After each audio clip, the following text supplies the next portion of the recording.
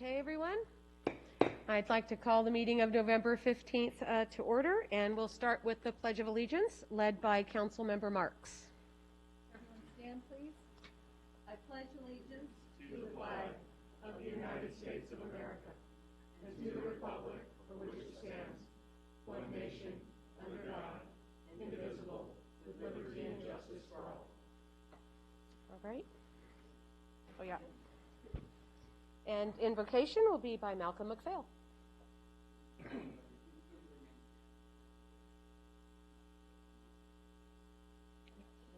a quick thought to the City Council. Such a privilege to be able to come and share the invocation with the people that are present tonight, as well as with the City Council, and would like you to know that we often pray for you, at least the church that I pastor prays for you, and I know others do, that you would have wisdom and you would have knowledge and understanding in the direction of our city.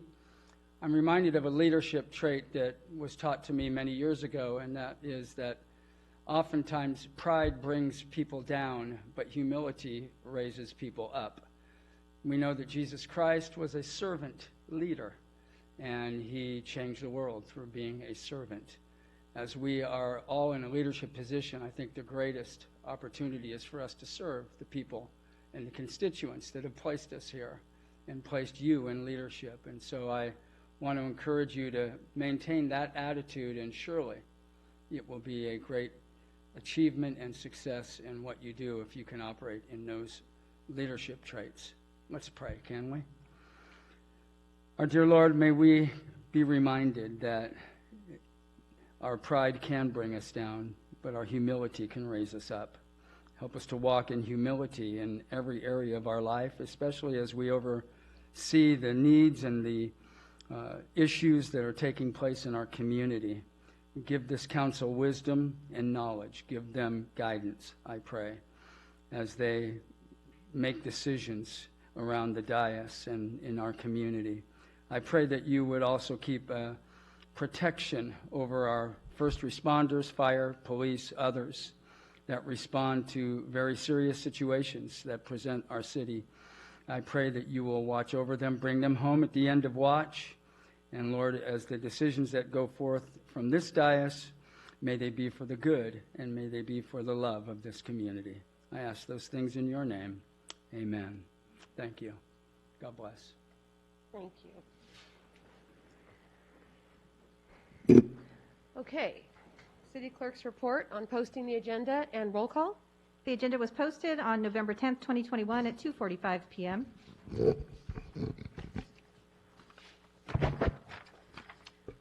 Council members Armendariz.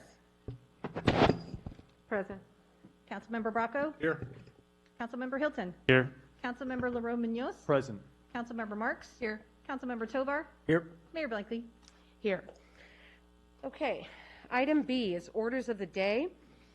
I'd like to announce here that the applicant for item 8C has requested a continuance to December 6th because of a very late received notice today that they need time to at least have the chance to respond to in a thorough manner. So with a thumbs up of the council, I'd like to go ahead and agree that that item will be continued, but when we get to it on the agenda, we will still take public comment and do a formal vote since council people are here, and the comments that we have received thus far will, of course, be carried over to the next meeting as well. So is that all right with everybody? Okay, thumbs up. Okay, very good. All right, item C, employee introductions. Chief Wyatt from our fire department is going to introduce someone. Thank you, Madam Mayor and Honorable Council. Well, it's my pleasure to introduce Kelly Bork.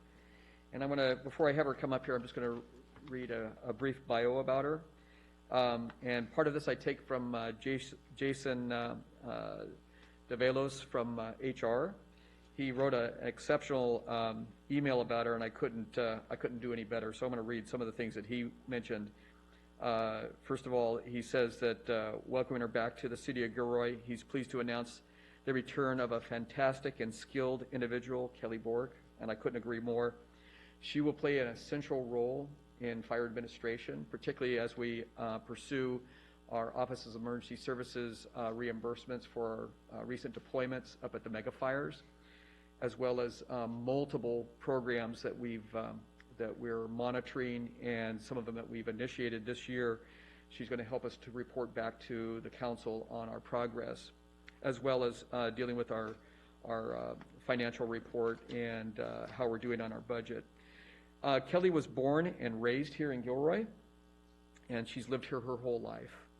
She graduated from Gilroy High School, and after graduating, she attended the Sonoma State University, where she obtained a degree in liberal studies with a concentration on multicultural studies.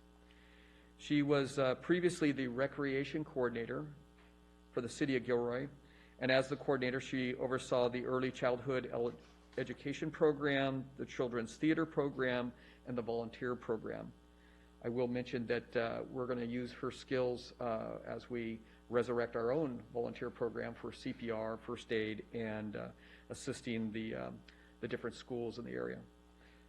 As part of this position, she would work with artistic and technical directors and bring 3 children's theaters productions to Gilroy each year. She would also coordinate the annual volunteer reception that recognized the incredible work of the City of Gilroy volunteers and honored the city's Volunteer of the Year. Prior to working for the City of Gilroy, she was an office administrator for Gilroy's First Baptist Church, working directly with the lead pastor to manage the office and coordinate church events and facilities. In her free time, she enjoys reading, spending time with her family, especially her 14-year-old son, Brody. Kelly and her son love to travel together, just the two of them or with big groups of friends. And their favorite place to visit, and I have to admit it's mine too, is the happiest place on earth called Disneyland. And with that, I'd like to introduce Kelly.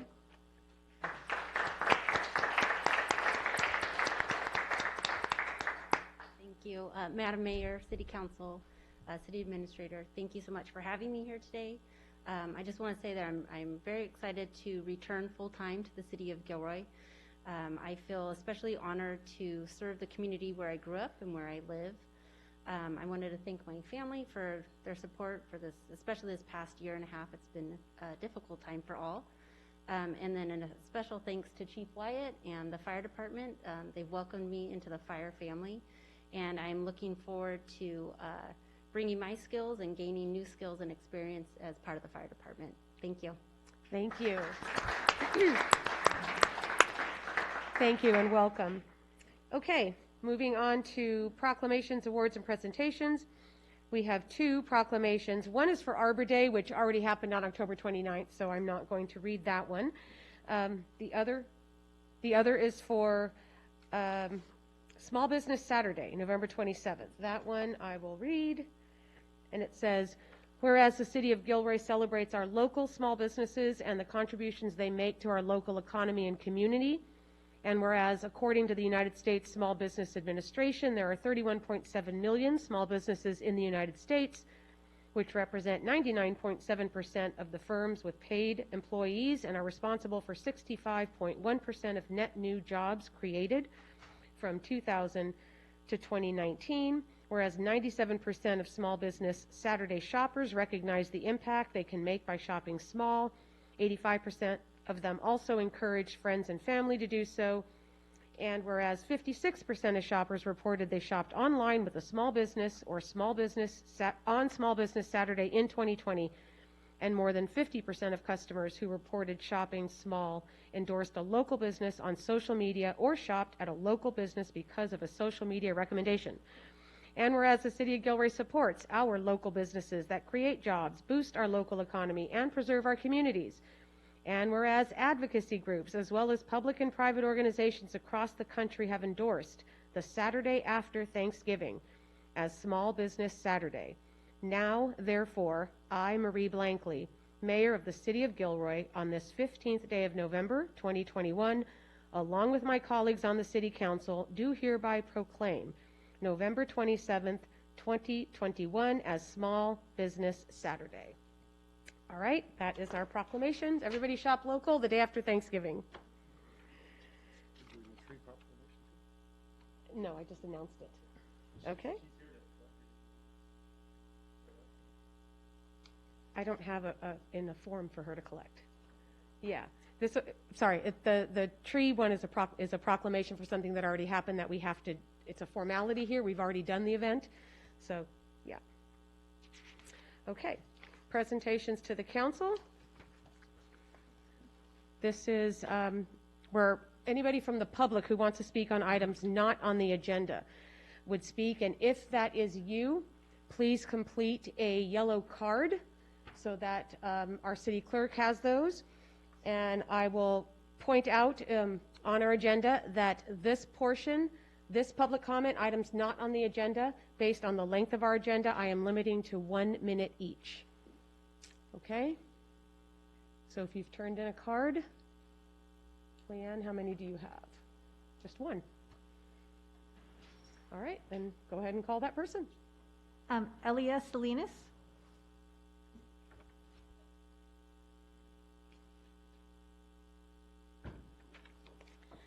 Good evening, Madam Mayor and City Council. My name is Elia Salinas. I'm a local government accountability activist. I am here to speak to remind the entire council, you're elected officials, and as elected officials, you have a duty to represent the entire city. You take an oath to uphold the Constitution of the State of California as well as the Constitution of the United States of America. Upholding the Constitution means that you will abide by all laws,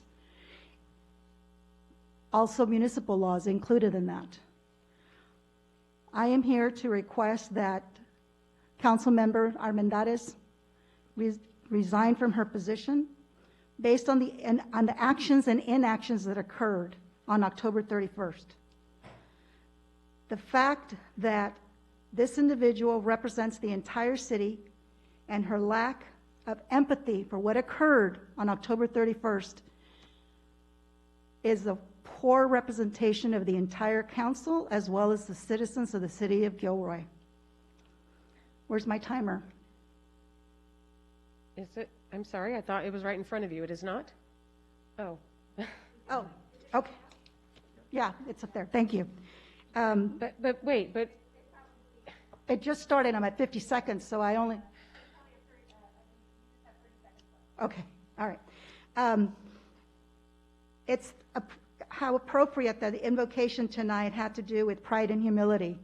And it is with humility that I feel that based on her actions and her lack of not offering condolences to the victim and goodwill to the injured, should have her look in the mirror and have humility and offer that as well as step down as representing the entire city of Gilroy. I apologize. It's an embarrassment. There's a petition out there right now, and I'm glad to see that there's people more out here not representing and asking themselves to ask her the same thing. Thank you. thank you. Do we have any? Okay, so that was the one. What is going on?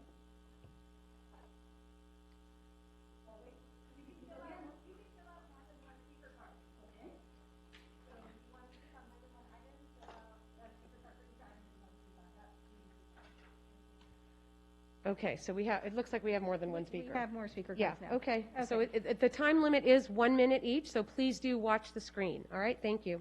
Okay, next up is Ron Kirkish. Good evening, Mayor, community, and City Council. The last speaker said it well, I believe. Our community has been embarrassed nationwide, and probably in the Daily Mail from the UK too, by this event. It's not fair, it's not right. And I agree with the gentle lady who asked Mrs. Armendariz to please step down. Thank you. Thank you. Are there more? Next is Christine Villarreal.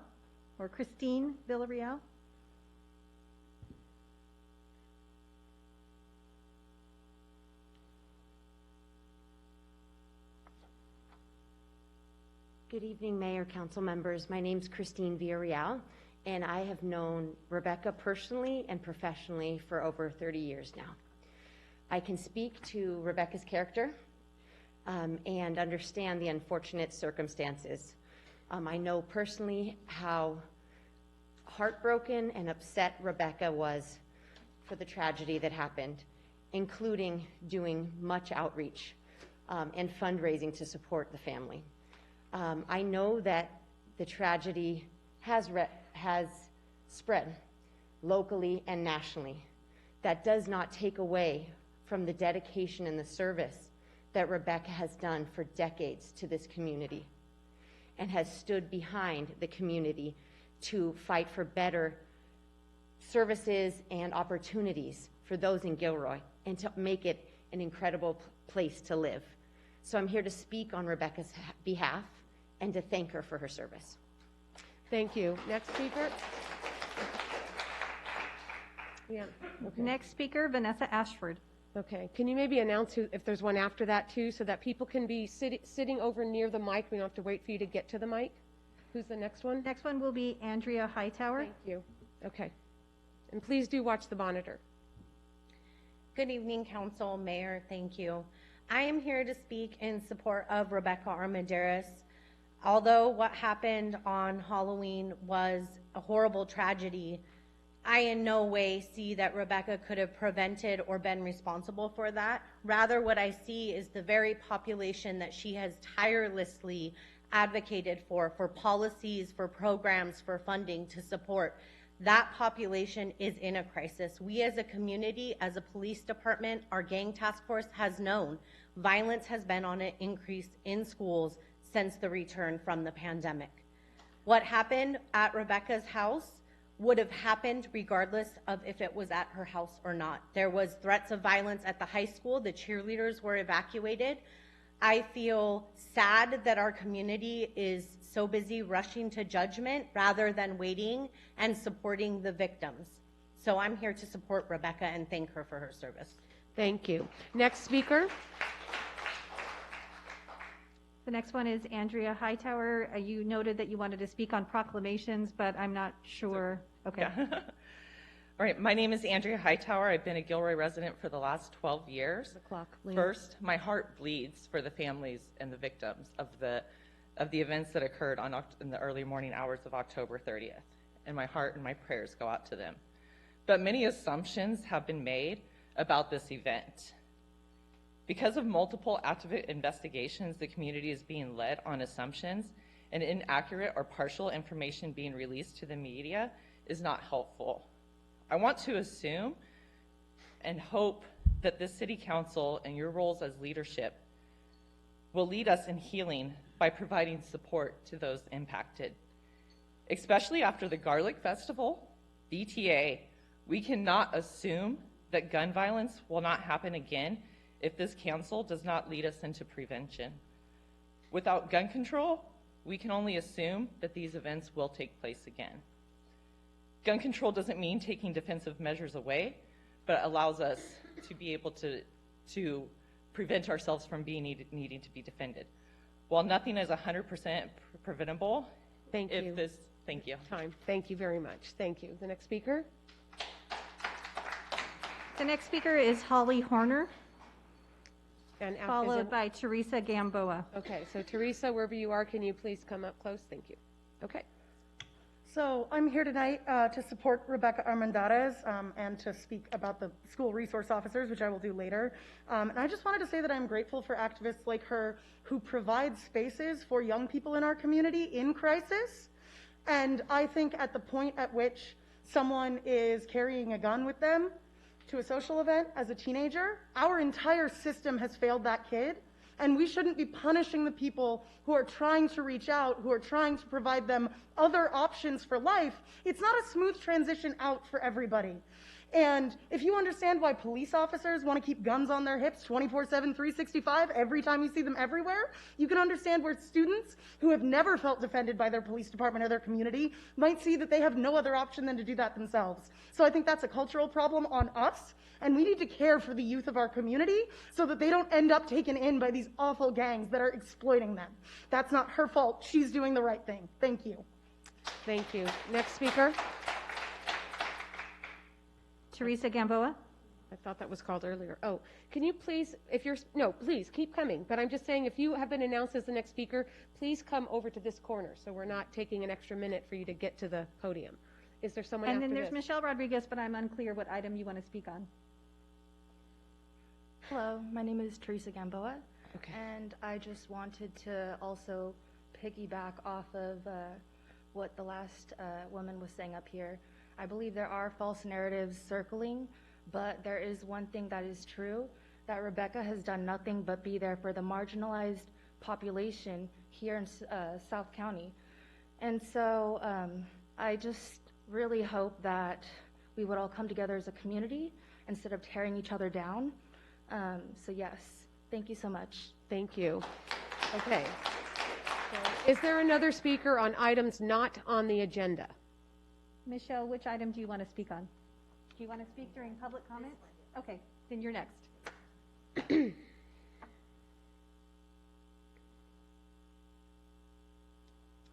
Hello, my name is Michelle Rodriguez. I'm here to speak on the behalf of Rebecca. I've known Rebecca all my life as an activist who's batted and reached out to the homeless, the elderly, you name it, anybody in need. She's been there. I know, because I've worked right on the side of her. Anytime anybody needs help, she's right there. And that's all. And also, I just hope people get their facts before they rush off to judgment. Everybody deserves the right to be heard, and let it unfold, and the truth will come out. And if we can just bite our tongues instead of jumping to hasty conclusions without knowing the facts, because you don't want to put your foot in your mouth at the end of the day, do you? Thank you. All right, thank you. Are there any others? I don't know if this is another public comment. Do you want to speak during public comment? Who just handed me this? Okay, everybody, we have a council meeting to get through. If you wanted to speak, you need to fill out a card and just hand it to the city clerk. It isn't that complicated. Okay. We have one more public comment speaker that I have. Okay, on items not on the agenda. Items not on the agenda. Basil Romero. And I think you're going to have some more coming. Yeah. I just am asking people to do that in advance so that we can keep our meeting moving. Okay, thank you. Hello, Council. Basil Romero. I'm here on behalf of Rebecca. Rebecca has done a lot of work in the community, not only in Gilroy, but also in San Jose. Rebecca I've been a resident here for 21 years. The first person I met was Rebecca, and Rebecca opened me with her arms. I've been by Rebecca's side, and she is on top of her game. It was not her fault, like I said. I'm here in support of Rebecca 100%. She has helped the community in various ways that we may not see behind closed doors. But I stand by Rebecca. Thank you. Okay. Are they still coming in, Leanne? Yes. The next speaker is Jan Bernstein Shargan. And after that, is there one? And then Eric. Okay. Eric, can you please sit over here? Thank you. Okay. Hi. The AMA and other medical organizations recently, let us know that they see gun violence as a public health issue. I see gun violence as a public health issue when our teenagers can't go to a party without worrying about being shot. Now, or where they can't go to a park, as happened today, a drive-by in Colorado, where 6 kids were shot in a park near a high school, near a playground. It's not the place. It's the culture. It's the fear. It is what we heard here. It's that young people feel they need to arm themselves. Why? What do we do about it? It's a public health issue, not an opportunity to remove somebody you didn't vote for when we have regularly scheduled elections to do that. I support Rebecca Armendariz. She speaks for a lot of people in the city who don't normally speak for themselves and puts out her hands. Time. Am I out of? Yeah. Okay. Thank you. Thank you for your time. Okay. And Eric? And after this? I have no more speaker cards after this. Okay, go ahead. He's waiting for the timer. Oh, thank you. Yeah. Hi, Madam Mayor, City Council. My name is Eric Boycon. I'm here standing with Councilmember Rebecca Almendares. It's pretty sad to see a community who has witnessed so much pain continue that pain by placing blame on circumstances that the council member had no control over. Rather than unifying as a city, you decide to be divisive, and it is painful to see. I hope as a community and as a council, you stand together during these divisive times, not only for Rebecca Almendares, but for the family as well. Thank you. Thank you. Okay. I have no more speaker cards. Okay, so closing the public comment on items not on the agenda, and that brings us to item 4, which is reports of council members. Councilmember Bracco. Nothing to report. All right, Councilmember Armendariz. Thank you, Mayor. So, if I could, Mayor, I would like to address the terrible events that occurred at a Halloween party on the property where I live. My thoughts are first and foremost for the victims and their families, especially the Zuniga Macias family that lost a son, brother, grandson, and all the young people who lost their friend. I'd like to thank all of those who have provided material, spiritual, and emotional support to the family during this time. They will continue to need support in healing and in living as the investigation unfolds. I know that there are many questions on the mind of the public. There's a lot that we would all like to know. I am cooperating with the investigation and ask that we all respect the process as we see it through. I ask that anyone who has that information can reach out to the Gilroy Police Department. I remain in service as your city council member. I'm grateful to the Gilroy Resiliency Center and all of the people and organizations that have provided assistance to those that have been impacted, and my heartfelt appreciation to all of those who have reached out to me and my family. Thank you. Thank you, Mayor. Okay. Councilmember Marks. Yes, I just have a couple of items to share. There will be a downtown holiday parade on December 4th with Santa and a tree lighting. And then Gilroy Gardens. Last year at this time, Gilroy Gardens was ready to turn the keys back to the city of Gilroy. And it's amazing what has happened this past year.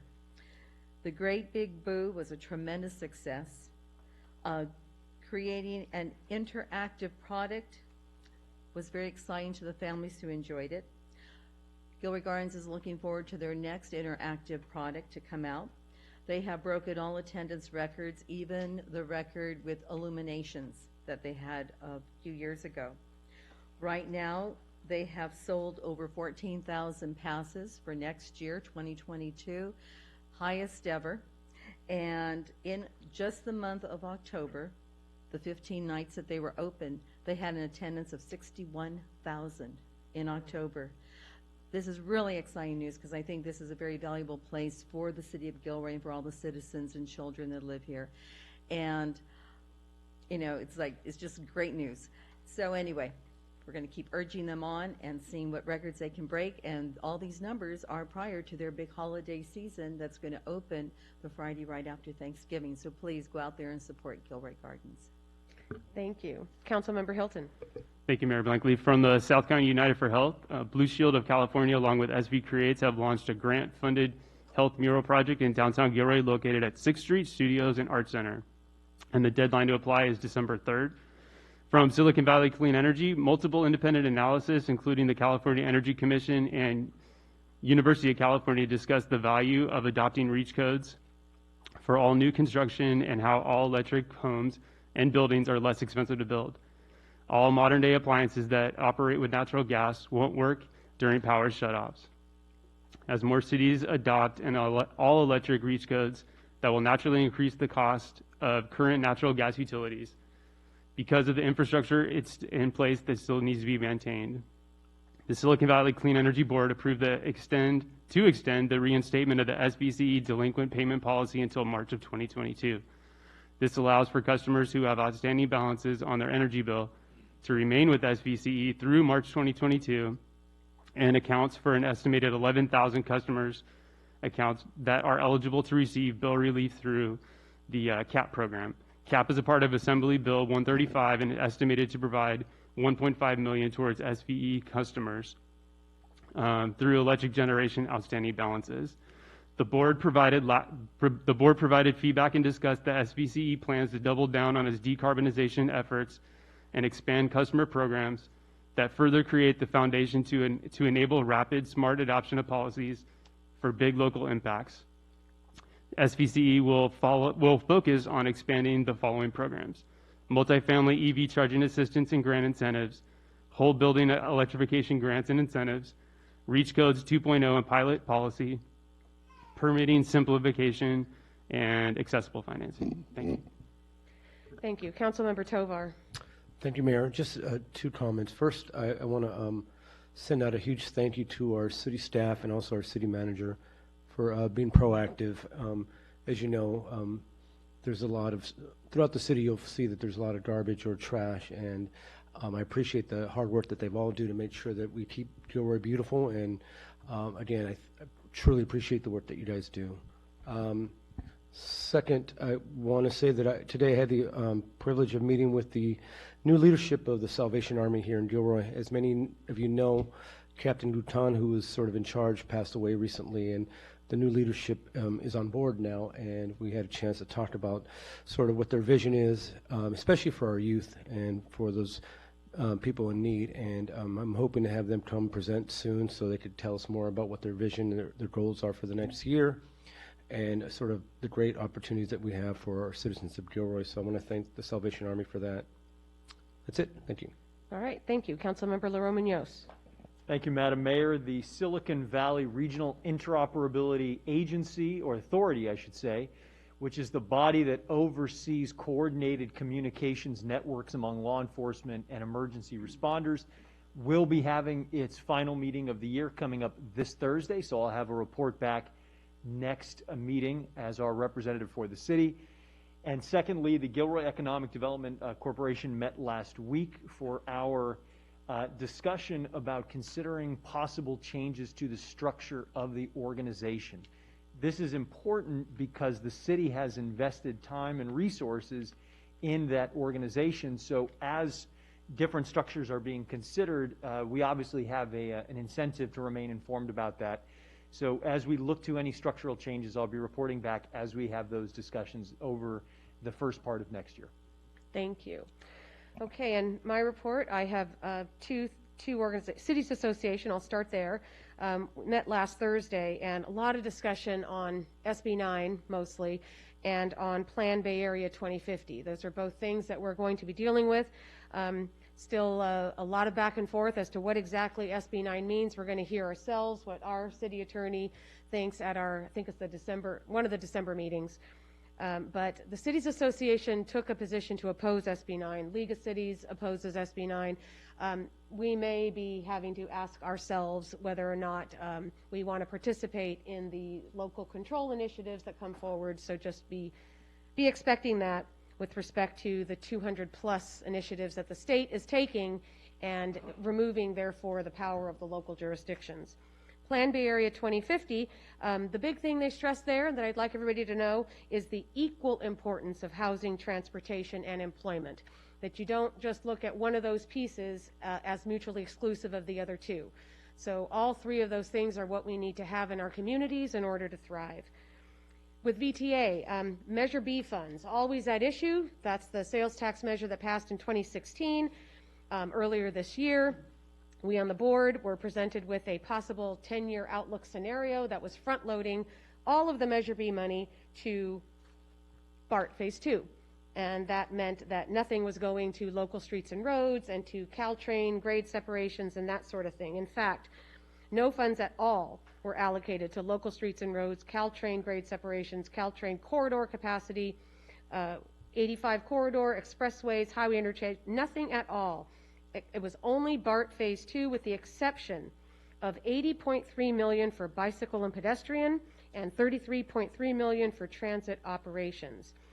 So happy to say that that didn't happen, that we now, in June, got monies allocated to local streets and roads, and also got it to Caltrain corridor capacity improvements, county expressways, 85 corridor, and specifically for Gilroy. I want to congratulate or commend our own staff, because we have been trying very hard to be more proactive in these measures, and we managed to get, I should say, our Public Works Department, and it has to come before the board still, but $7.6 million to come to the 152 or 10th Street interchange there. So that's a big deal. It's hard to fight for money down here, but that's something I wanted to be sure and announce. And that concludes my report. All right, so now we move on to future council-initiated agenda items. Is there anyone who wants to? Yes, Councilmember Bracco. Yes, I was asked the council to agendize. We have an epidemic of catalytic converter thefts in Gilroy, and there's some ways, things we could do, maybe even with the county, that could curb it. So I'd like to have that discussion.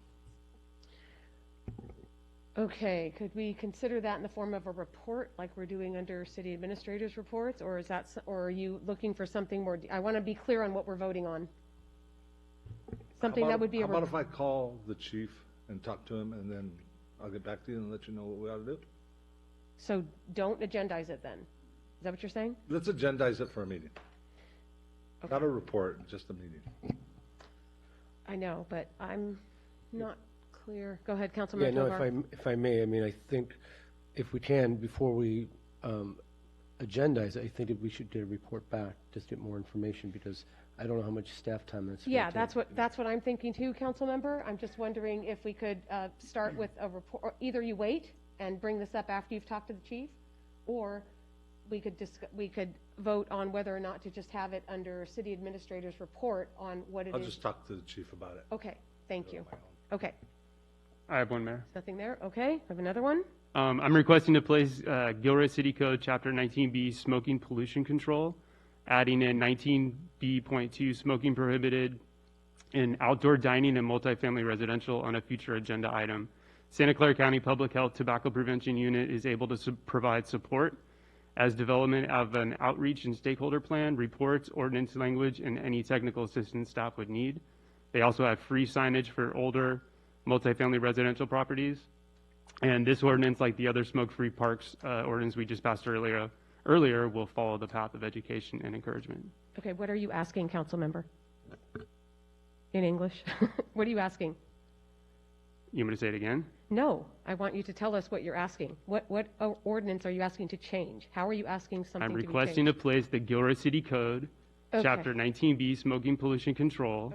Okay, adding the language, smoking prohibited for outdoor dining and multifamily residential. Okay, so you're asking that no restaurant is allowed to have any smoking areas, and are you asking for no smoking? Because we already have a lot of no smoking ordinances. I'm not clear on what you're asking. If someone else is clear and wants to explain it, that's fine. I would like to. Tell people they can't smoke. Anywhere?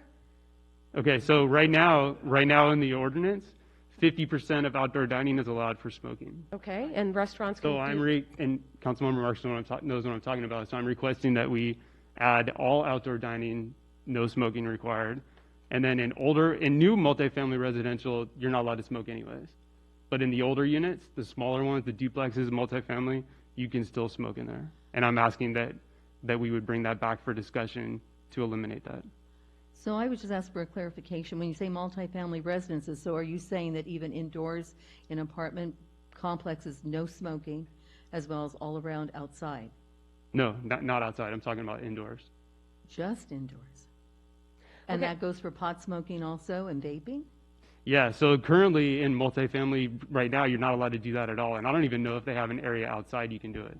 I'm not familiar on that part. Okay, so we're talking a lot. So I think if other people feel clear, we can just thumbs up or thumbs down. Do you have a question, Councilmember Tovar? I do. I just want to make sure, because, I mean, I think what Councilmember Hilton is presenting, I'm just concerned about the effect it would have on businesses who sort of customers may not want to sort of visit their establishment. It's my understanding that there's designed areas for smoking. I've never smoked, so I'm, it's of no interest to me, but I'm concerned of the effect it's going to have on these businesses. That's my bigger concern. Yeah. I don't support it for that reason, and I do not like smoke, and I'm very sensitive with my eyes too, so I will never be where smokers are, but that doesn't mean that people shouldn't have the right to smoke. So, okay, so who would like to have this on a future council agenda? 1, 2. Okay, so that fails. All right, thank you. Okay, consent calendar. We only have one item on there, so I doubt anyone wants to remove it. Can we have... Motion to approve the consent calendar. Second. All right, we have a motion and a second for the consent calendar. Do you want to do it on the screen, whoever made the motion and second?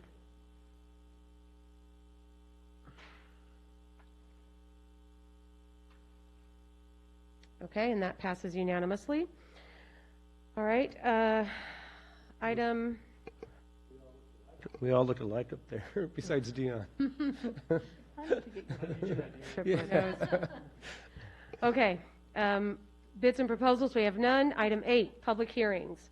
All right, this is the introduction of an ordinance of the City Council of the City of Gilroy, amending Gilroy City Code Chapter 12 to add a new Article 6 entitled Mandatory Organic Waste Disposal Reduction to Chapter 12 of the Gilroy City Code to implement the requirements of SB 1383. And Bryce is going to give us this report. Good evening, Mayor and Council. Tonight, we're presenting the introduction of the ordinance as the Mayor read into the record. This is to introduce essentially a required component of Senate Bill 1383, which is focused on organic recycling. So a little bit of background, SB 1383 was adopted in 2016. All businesses, residents, and multifamily apartments must have access as part of this to organic waste recycling programs. CalRecycle developed the regulations that are being used to meet these goals, and local jurisdictions are required to adopt an enforcement ordinance by January of 2022. The ordinance that's proposed, that's being introduced, is based on the model ordinance from CalRecycle with some modifications for a countywide food recovery program that was modified by staff. In short, this is imposing essentially an unfunded state mandate on the city. CalRecycle can enforce against the city up to fines of $10,000 per day for violations. SB 1383 requires the city to enforce the state's law and issue citations under its own name and its own ordinance. If the city does not attain certain levels of compliance, as CalRecycle may determine, the city can be fined, but there are other less intensive enforcement mechanisms available to them as well. So in brief, and summarize, the requirements of SB 1383 is to provide organic waste recycling services, to inspect and enforce compliance, namely through this ordinance that's being introduced tonight, implement an edible food recovery program, which at this point there's work on a countywide program, conduct outreach and education, procure recycled organic waste products, and maintain records of SB 1383 compliance for annual reporting requirements. Again, the ordinance must be adopted by January. The city may use non-punitive approach to enforcement for the first 2 years, 2022 and 23, which is the approach we're taking. We're going to take an educational approach and try to get voluntary compliance during this 2-year window. Punitive measures are to commence in 2024, however. Ultimately, this can be broken down to 2 different programs, an organic waste recycling program and an edible food recovery program. So really quickly, organic waste recycling program. The basic requirements are that materials be placed in proper containers. The city or a designated representative has the right to review containers to ensure that they meet the appropriate service levels. A food generator must adjust their service, a waste generator must adjust their service levels based on the request of either the city or CalRecycle. A generator can limit their waste through prevention instead of diversion. Businesses are required to supply specific labeled and colored containers to occupants everywhere disposal containers are located. This is a commercial only requirement. And then also commercially required education materials at the time of occupancy and annually for employees and customers as well as tenants. The city is assigning the bulk of implementation, inspection, and reporting to our solid waste hauler. This is being negotiated currently with Recology South Valley, and enforcement will be through coordination with the solid waste hauler and the city. For the edible food recovery, each jurisdiction must implement an edible food recovery program. The edible food generators are required to donate their surplus food instead of disposing it. The generators must contract with food recovery organizations for redistribution to hungry residents. And the donations must begin based on which tier the generator falls under. So there's two tiers.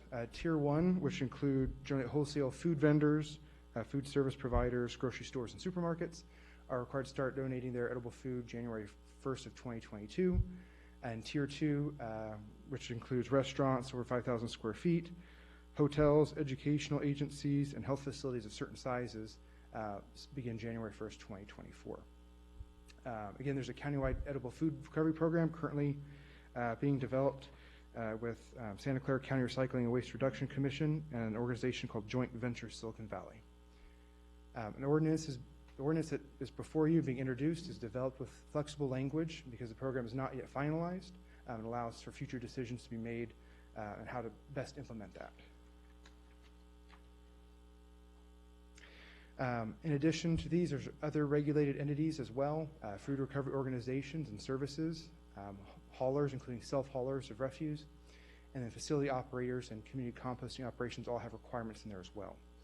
Each of these have various reporting and record-keeping requirements, which is probably the largest part of the workload for these organizations. For inspection and enforcement, the ordinance gives the city or designated representative authority to make inspections. This includes review of records, annual compliance reviews, complaint investigations, and the confirmation of proper placement of containers. The city is required to rigorously enforce this ordinance. If the city does not reach essentially designated compliance, let's say local businesses aren't complying and there's not a record of us trying to enforce against it, Cal Recycle can conduct enforcement on the businesses itself or enforce against the city with the fines. Adopting this ordinance does help meet that compliance requirement. We do have implementation efforts that are already underway. For one, the city already participates in a 3-cart system for including organics. So the residential customers, the programs are already in place. We did have a business meeting in late October for local businesses. It's a joint meeting with the city of Morgan Hill as well. And then we also had outreach done by Joint Venture Silicon Valley to our Tier 1 food generators that has already been conducted. We are currently renegotiating our franchise hauler agreement with Recology, and staff is planning to continue to work with residents, businesses, and local associations to implement SB 1383. When looking at their fiscal impact, adopting the ordinance, there is no fiscal impact associated with that. However, there may be future costs associated with future recycling program actions. Those will be presented along with any action that comes to council. Refuse hauler costs for services will likely be incorporated into the trash service fees from Recology. That amount and that level of impact is not known at this time. Additionally, we do not have any known direct costs for the countywide edible food recovery programs, but there is a potential in the future of having some costs associated with that. And the oversight of the program is also done by Morgan Hill Environmental Services Division, which is contracted by the city to provide the service. They are not anticipating any cost increase and incorporate within their existing program. So staff's recommendation is to entertain a motion to read the ordinance by title only and waive further reading, and then introduce the state mandate ordinance to implement SB 1383. That completes the presentation. We do have representatives from Morgan Hill Environmental Services Division here as well to answer your questions. Thank you, Bryce. Okay, this is a bigger deal than I think a lot of people realize. I hope people are paying attention to this, but it's another mandate that we're having to finally get around to. I'm going to first start with asking council members if they have, any questions of staff first, and then I'm going to go to ex parte communications. No. So questions of staff? Anybody? No. Wait, Carol, you're on the board? Yes. So, Bryce, I thought it was pretty easy until I heard the mayor say this is a bigger deal. So I think I'm missing something here. Did you say that the residents already are doing this, so it's not going to affect us because we have the 3-cart system? So there's no additional infrastructure as far as, so that some cities do have only a 2-cart or one container system, so they'll have to have the additional cost of implementation of that. So this mainly for Gilroy is going to be with the businesses and Businesses will have the larger impacts and larger adjustments to it. With residential, it's just really getting the education outreach out to make sure that they're placing the right substances, the right containers, and then understanding that they can be, that there's a higher level of expectation by the state and CalRecycle for us to enforce it. I'm so happy about the edible food recovery program. I know so I guess the state's reversing a law that they used to have saying that restaurants, I know like Gilroy Gardens could not donate any of their food at the end of the weekend because they were worried about contamination, et cetera, et cetera. So the state reversed that law and now says it's okay for all of these establishments to start donating their unused food or maybe the, outdated food. So I have to refer to our friends at Environmental Services. Yeah, that's the thing that's going to be the complicated thing about this. It's for Maybe. those food, yeah. Go ahead. Yeah, my name is Tanya Crothers. I work for Morgan Hill, Madam Mayor and council members. My name is Tanya Crothers. I work for Morgan Hill and Gilroy on the solid waste program. It's hard to hear you. Maybe bring the mic up or straighten it up or something. Or could she take off her mask? She could take off the mask. Keep my mask on and get closer to the mic. Madam Mayor and council members, it's nice to meet you. My name is Tanya Crothers. I work for Morgan Hill and Gilroy on the solid waste program through a staff share agreement. So yes, the old law has been reversed, and all generators of edible food that meet certain criteria will be required to donate at the end of every day. That's great news. Thank you. Okay. Any ex parte communications to disclose? Looking down the line? No? Okay, I have a couple of questions on the residential side for residences. So not with the edible food recovery, with organic waste recovery. Right now, we can put organic waste in our yard waste bins, right? And if this is something that, okay, is that correct? Okay, but the way you put it in, I mean, people have to collect that in some kind of bag to put it in there. So then are you supposed to, you can't leave the bag in there, correct? This is something residents, I think, will want to know because it's something that's we've always had the ability to do, but I don't know that everybody's doing it. And now the penalties are it's going to be more watched. Yes. Yeah. Tony Yulo, City of Morgan Hill. Nice to see you all again. Yes, in short, you can't put a plastic bag, you can put a paper bag. So we are working with the negotiation with Recology. We do want indoor containers provided for the residents to facilitate the collection indoors. Very good. But then it can go either just in a paper bag. If you still get a newspaper, you could wrap it in a newspaper if you're concerned about odor or whatnot. But no, a plastic bag, if that's in particular what you're asking about, is not acceptable. Right. Yeah. No, I was thinking things that are wet, like watermelon casings, and eggshells, or things like that are drippy. Yes. Okay. Thank you. All right.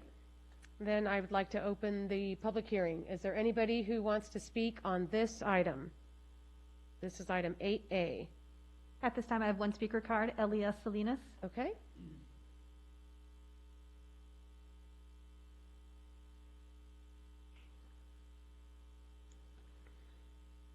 Thank you, Mayor and council members. So, Councilman Marquez, you bring up a good point regarding the liability of the food. Who's going to pick up that liability? Who's going to have the liability at the end of the day? Is it because the city authorized it? So it's the city liability if somebody gets sick, or is it the state because it's a state mandate? There's nothing we can do about it. It is mandated. The only thing is buyer beware. Recology already to the penny every single year comes in and asks for a raise. We went through COVID and they refused to stay while a lot of people lost their jobs. They continued to get paid. Then they said, well, next year, 2020, it's going to be better because we're not using that much fuel, so we're not going to be raising prices. Then Recology comes back and says, oh, well, a lot of people stayed home and they cleaned out, and we had a lot of work to do, so we have to raise the prices because of that. When you say that they're going to bring a small container so that you're able to do it in your home, that's just more of an increase. So just beware I have an ongoing thing with Recology for years and years because they're a multi-billion-dollar, and of course they're here to make money, but they don't have a relationship with the average person that cannot afford to continue to get these hikes. And they may say, oh, it's only 5% and it's only 43 cents, whatever.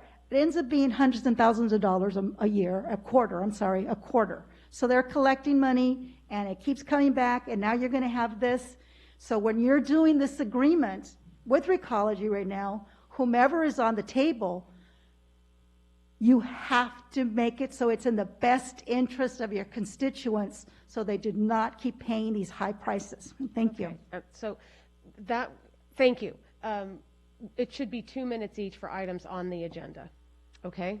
So we are now on items on the agenda, so it's a 2-minute limit. That's why I didn't stop her. And we have another speaker, it looks like.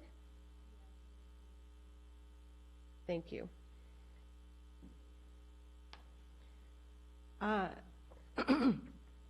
Thank you for taking my comment. I agree with just about everything that was spoken earlier. I won't repeat that, but I also had a question about compostable, not biodegradable, but compostable bags. Are those allowed? I was told by Recology, who is very, very expensive, that they were allowed, and I just want to make sure that will be included.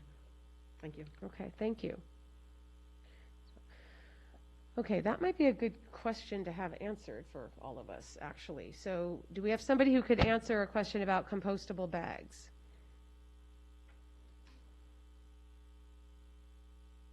Or maybe if you could just address paper in general, too, because I have that question myself. Paper is highly compostable, so.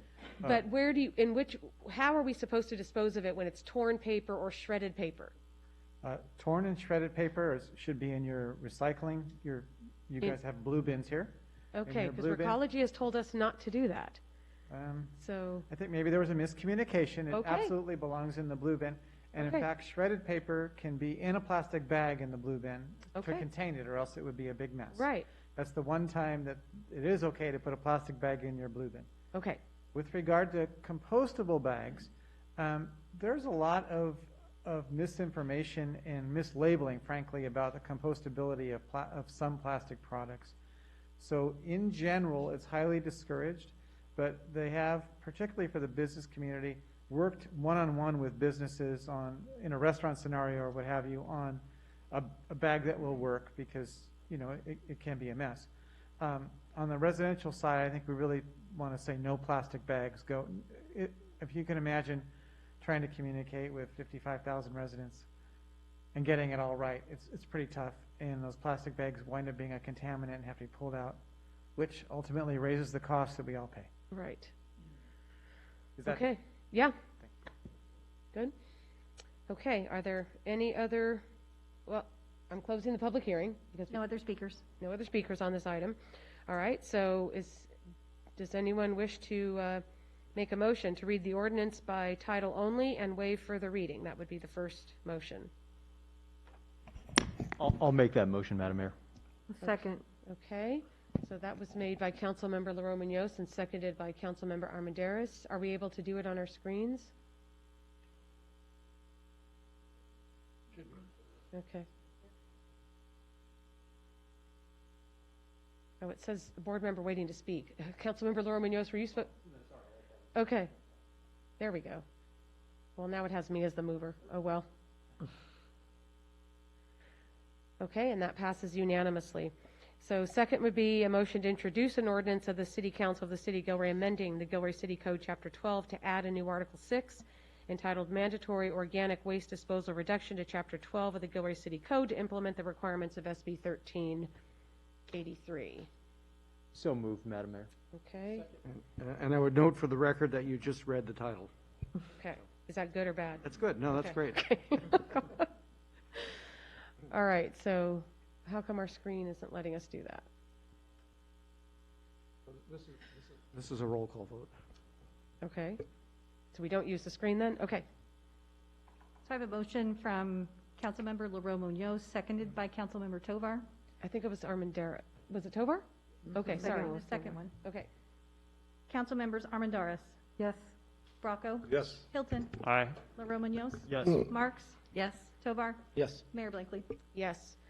Okay, item B, introduction of an ordinance amending Chapter 27 of the Gilroy City Code, Article 6, Water Supply Shortage Regulations, authorizing the Public Works Director to make changes to the City of Gilroy watering schedules as needed. Staff report will be Darrell Johnson. Darrell Jordan. Thank you, Darrell. Good evening, Madam Mayor and City Council. Tonight I've prepared an ordinance amendment for your review and comment. Our current watering ordinance restricts the days of the week for permitted watering under our current drought emergency.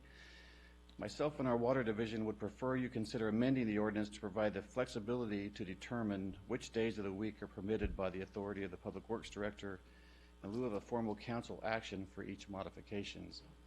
This modification would not increase or decrease the restrictions set forth by this council, but would only allow the designated days to be determined by our water conservation team and approved by myself.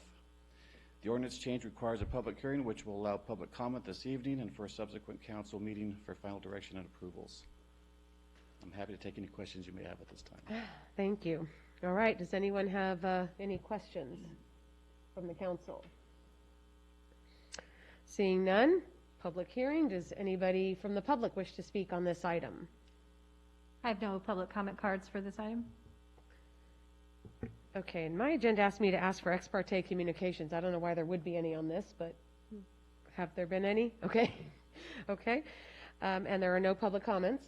All right, then. I'll make a motion to approve. You still need to open and close the public hearing if you wish. Okay, I'm opening the public hearing. There are no public comments, so now I'm closing the public hearing. All right, and that would mean time for a motion, if anybody is willing to make one. That motion. Okay, Councilmember Bracco, I'll second that. and seconded by Councilmember LaRoe Munoz to read the ordinance by title only and waive further reading. And that is something we can do on the screen. It's got me as the mover now.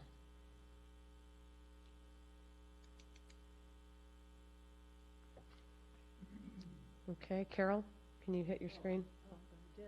Okay, so that passed 7-0. And Councilmember Bracco, do you want the same, make the same motion again? Yes. Introduce, and Councilmember LaRoe Munoz seconding? Okay. To introduce an ordinance amending Chapter 27 of the Gilroy City Code, Article 6, Water Supply Shortage Regulations, authorizing the Public Works Director to make changes to the City of Gilroy's watering schedule as needed. So that's a roll call vote? Council members Armendariz. Yes. Bracco. Yes. Hilton. Aye. LaRoe Munoz. Yes. Marks. Yes. Tovar. Yes. Mayor Blankley. Yes, passes unanimously. So Thank no you, Madam changes immediately, right? We still have the same days right now? Yes, ma'am. Okay, thank you. Need some time. Okay.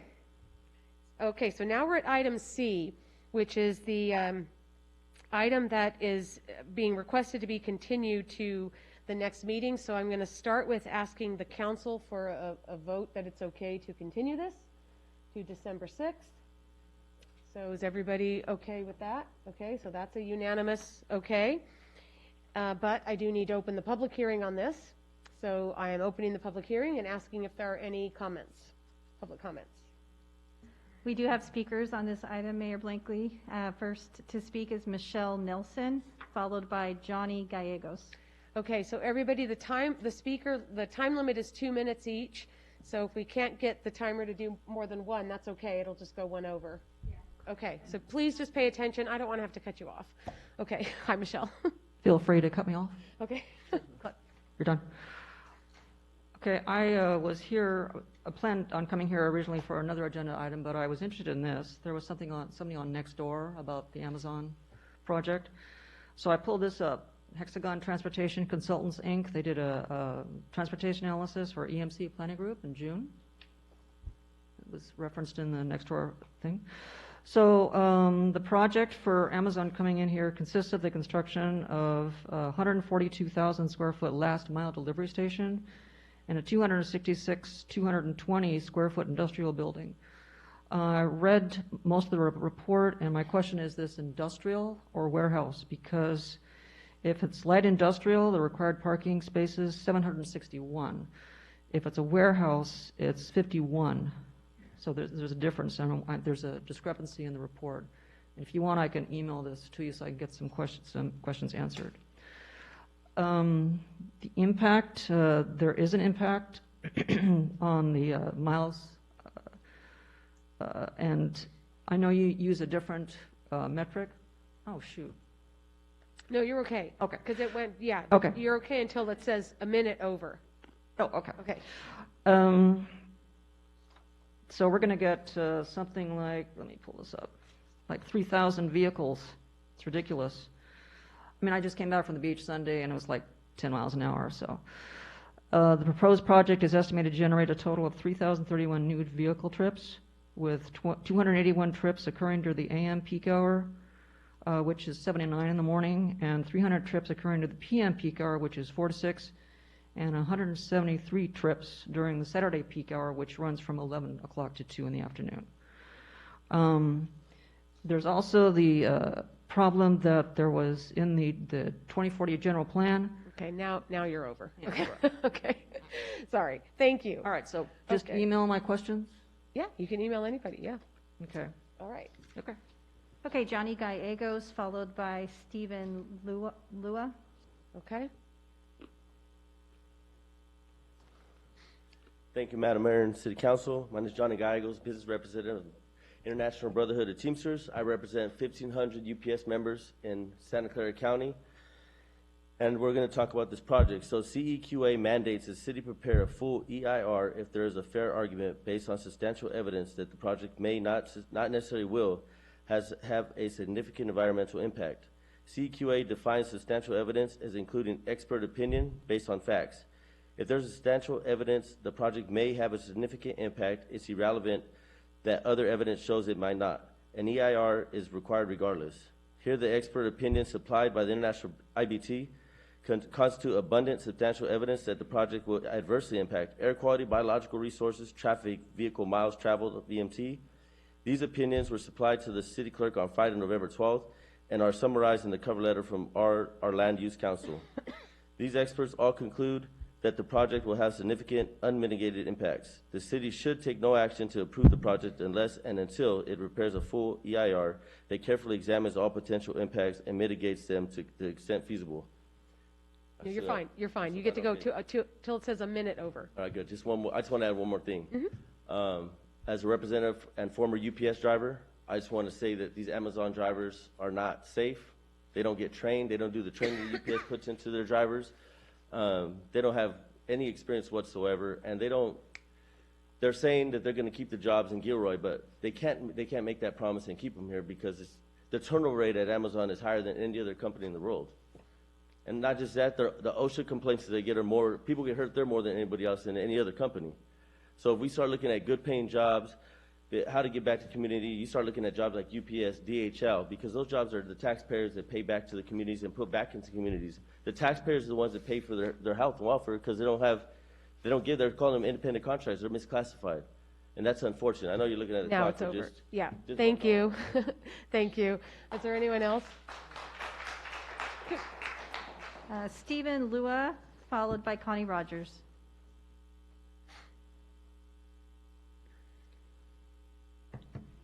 Good evening. My name is Stephen Lua. I'm here as a resident of Gilroy as well, and a Teamsters union representative. One of my biggest concerns is the jobs that are being brought here by Amazon. They don't pay enough to keep up with the cost of living of the city, so that's a big issue.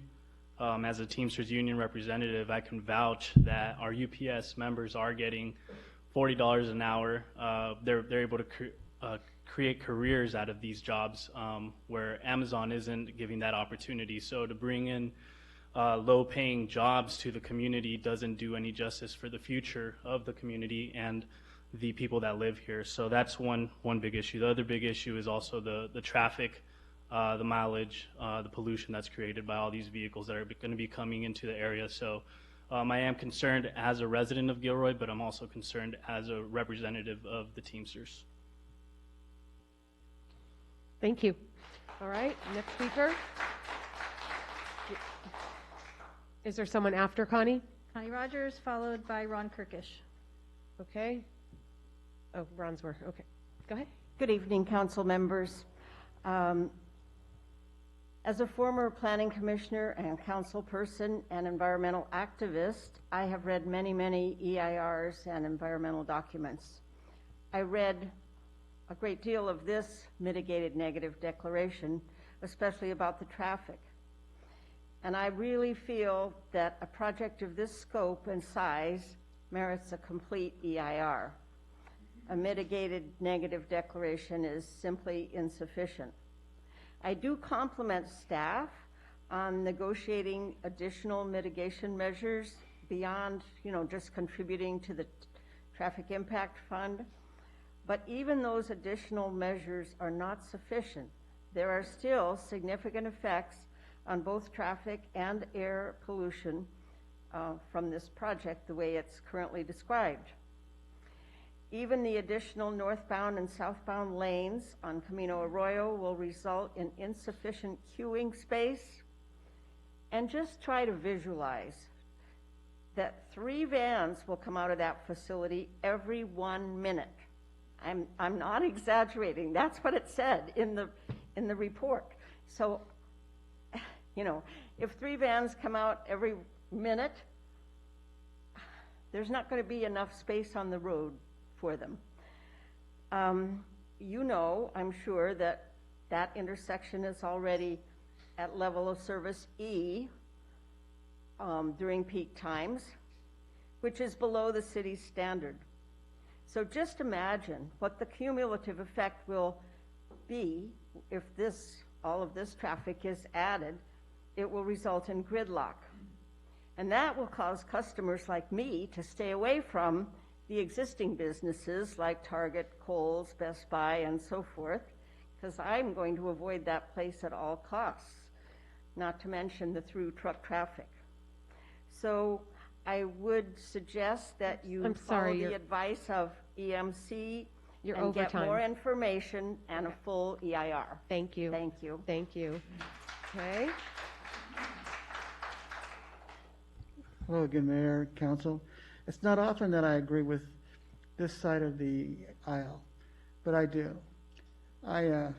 Thanks to Mrs. Parks, I think you've probably all seen her work paper. It's an excellent work that she's done, and she specified and answered most people's questions, such as the traffic that we get from MNI. We don't really get traffic because they travel at night. But this is a different story. When I first moved here, Monterey was the highway. Then 6 inches was nice enough to bring in 101. And at that time, Monterey was all stoplights. It was very, very bad. 101 was great at the beginning. We only had like 17,000 people here in Gilroy. And so we didn't have the traffic congestion. But today we have about 54, 55,000. It's growing. Morgan Hill, the same thing. And we haven't kept up with the infrastructure for our increased population. Also, VTA, Caltrains, as we all know, have not ponied up. They've actually taken away service from Gilroy. If they want to, to get rid of congestion, we're going to need to have more services like that. So I believe that I don't say we don't necessarily want to stop this, but we need to do more investigation, more study to see what really the impact will be. And that's what I'm asking for. Thank you. Thank you. Are there any other speakers? We have one final speaker, Cheryl Parks. Okay. All right. Besides the concerns that I've sent you in my emails, I also wanted to point out that in the October 21 City Planner's agenda, it noted that the vehicles miles traveled per employee would be 19.23. So obviously they're planning on hiring outside the community too. So then I ask you, it's going to benefit others, which is great, but they're talking about jobs will start at $15 an hour. If you've been over Gilroy, we have jobs, they want to hire people all over. There's so many job openings. McDonald's has a big sign starting at $15 an hour. So we're going to draw employees, more traffic from other communities, but we're going to subject our community members to a longer commute. And traffic standstill. It leads to poor air quality, more pollution. I'm concerned about those neighborhoods that align the freeway. And it's just not healthy to sit in traffic. Another thing that I'm concerned about, or I wanted to point out, is, Hexagon says that our highways are running at acceptable levels, but they used statistics that are almost 4 years old. So we need new statistics, with the exception of, they said Saturday. Saturday they did their own, and not surprisingly they said, oh, we have 2 sections on Saturday. They qualified as unacceptable.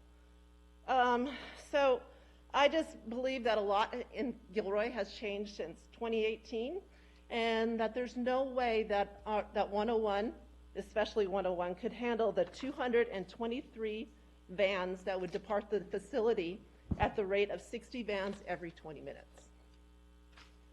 So that's it. Thank you. Okay, any others? No further public comment. Okay, then closing the public hearing on that item, and it will be continued to December. No, I was going to state the same thing for the record, because the council already voted. The motion has been to continue the matter to December 6th, and the public hearing will be reopened at that time. Correct. Thank you. Mayor, could I ask a question? Okay. Well, I think, again, I think some of the comments are very valid, especially in regards to the full EIR report. I mean, is that something that we can get prior to that meeting or request? I'm just trying to. Well, it's been continued to look at that very issue. Okay. Okay. Thank you. Okay. So, moving on now to item 9A. So this is where we will be appointing to commissions. We, at the last meeting, we had interviews meant to be for Housing and Neighborhood Revitalization and for the Open Government Commission. We had 3 of the 4 show up for the Housing and Neighborhood Revitalization Committee, and no one show up for the Open Government. Open Government meets quarterly and has 1 meeting this week. So I would like to suggest that we hold off on that commission and let it be part of the annual recruitment, since neither one of the applicants was able to be interviewed and there are no more meetings this year anyway. Okay, so if everyone's agreeing with that, then we're just going to go with Housing and Neighborhood Revitalization Committee. And I will just go, hopefully everybody has the names of the 4 applicants in front of them and knows who you're going to vote for, because I'm just going to go down the line and ask you to give me your vote so that I can keep the tally. So, Councilmember Bracco, are you ready? Yes, it is. Okay. Councilmember Armendariz? I wasn't here. So you don't want to vote? Okay. Councilmember Marks? Laura One Feather. Okay. Councilmember Hilton? Mike Sanchez. Councilmember Tovar? Mike Sanchez. Councilmember Leroy Munoz? Mike Sanchez. Okay. Where are you on here? There you are. Okay, and I'm going to vote for Laura. But it's Mike who gets the position. 4 votes for Mike, correct? Did you get that? Okay, so congratulations, Mike. He is our newest member of the Housing and Neighborhood Revitalization Committee. Okay, and we are holding nothing on open government. All right, next item on the agenda is item B, status update and council direction on the evaluation of the boards and commissions structure for efficiency. And so Bryce, you're going to give this report. Yes, Mayor, Council. Back on September 13th, Council directed staff to develop a plan for a more efficient and effective structure for the city's commissions and committees. And so the previous restructuring that was done before reduced the commissions from 15 to the current 13 that we have today. So staff is providing as part of this presentation update on the progress. The next steps that we're looking at is engaging the commissions for feedback. And then staff will return later with a comprehensive listing of options and a recommendation for council. In conducting this evaluation, we ended up categorizing different commissions into different tiers. So tier 1 are, there's 5 commissions that are on the screen. They are created by the city charter, and so they have special limitations as far as what we can do with them without triggering a requirement for a vote or during an election. Tier 2 are 6 commissions. These meet regularly, most of them monthly, and several have administrative functions. For example, Open Government Commission obviously has enforcement of the Open Government Ordinance. The Bicycle Pedestrian Commission has some administrative functions over funding sources. Housing and Neighborhood Revitalization Committee makes recommendations on Cdbg and Housing Trust Fund grants. Currently we're looking at evaluating options based on 2 sets of options. One set that requires a charter amendment and the other one that's available to council without requiring that charter amendment. Those requiring a charter amendment at this point, we're looking at the options of eliminating term limits. This may reduce recruitment demands as commissioners could serve beyond the 2 that are currently limited to serve in succession, I should say. Commissioners could still resign, and council could also not reappoint at the end of any term. The other option that would require a charter would be to consolidate or eliminate any of the Tier 1 commissions. We do have some commissions that have crossover areas of interest. Parks and Recreation, Arts and Culture and Library do crossover areas of focus and attention. The second set of options without a charter amendment. One is to extend the length of terms beyond 4 years. This could reduce commissioner turnovers by extending that. The other option is to reduce meeting frequencies to quarterly or as needed. As we mentioned, many of the commissions meet monthly but are not actually required to. They could be reduced to quarterly or as needed.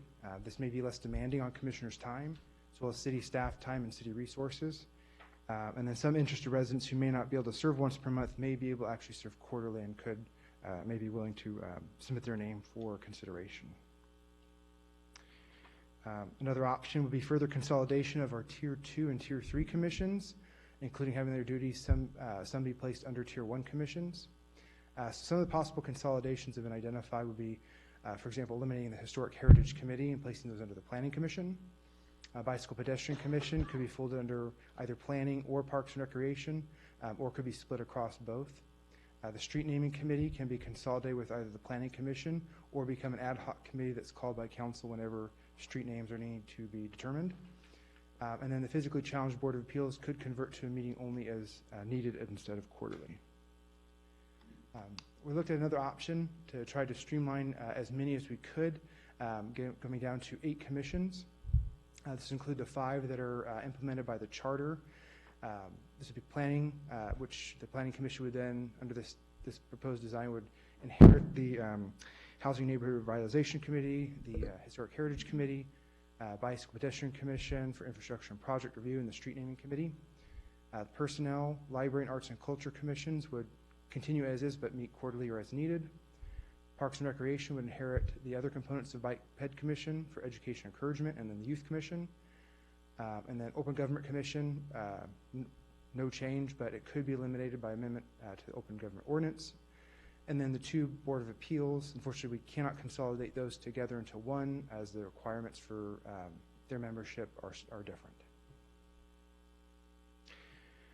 So staff's plan at this point is to engage the commissions to get their input and bring that back to council as well. We're not proposing any action currently as part of this item tonight, but council may provide direction regarding the next phase of the evaluation process, or if there are options that council wishes staff to no longer consider or include in that evaluation. And then ultimately staff will return in March of 2022 with a comprehensive options and recommendation for council. And that completes the presentation. Happy to address any questions or comments. Thank you, Bryce. I'm going to start, if you guys don't mind, since I'm the one who was very self-conscious this year, my first year as mayor, with the amount of time that not only this council but staff has had to put in to the fact that we have so many commissions, and the number of times this year that we've had to replace commissioners, and the efforts we go through to recruit commissioners. And the whole point of commissions is for the public. They're supposed to be independent bodies with another chance for the public to engage and give their comments, and then that commission makes a recommendation to the council, and that's how it's supposed to go. The charter only has 5 commissions to it, and the reason we went up to 15 was because there were reasons in the past, not we people sitting here, but I'm saying the council created additional commissions at times when we needed to respond. So I'm suggesting that we need to respond now with the reverse. And nothing we do tonight is just meant to give direction, how the council feels about going forward. Anything we do, we would then set a separate effective date. It doesn't mean that this is going to be effective for the existing commissioners whose terms are about to start again.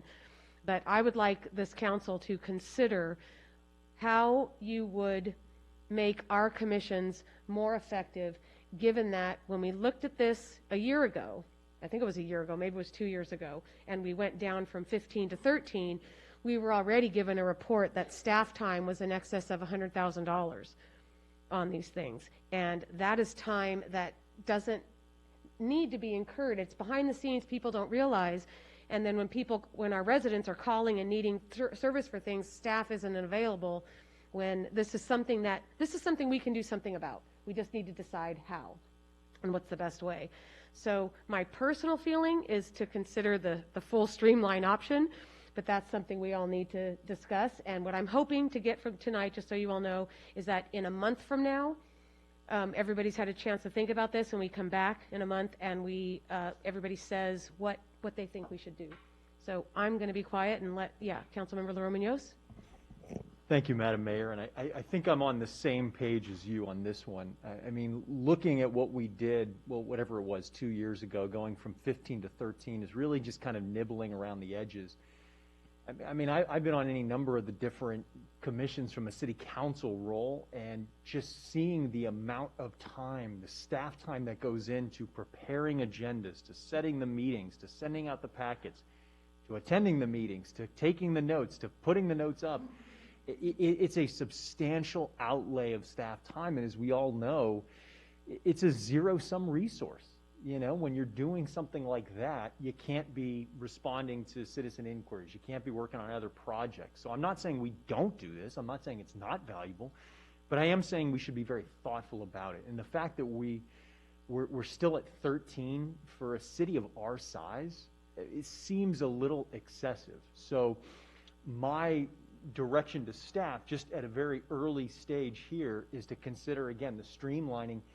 Where can we consolidate such that we're reducing redundancies, or at minimum, we're putting certain responsibilities that are consistent with certain groups. So the Planning Commission, for example, you know, that naturally lends itself to things like reviewing properties for historic designation, things like that. And I was part of the Historic Heritage Committee for Lord knows how long.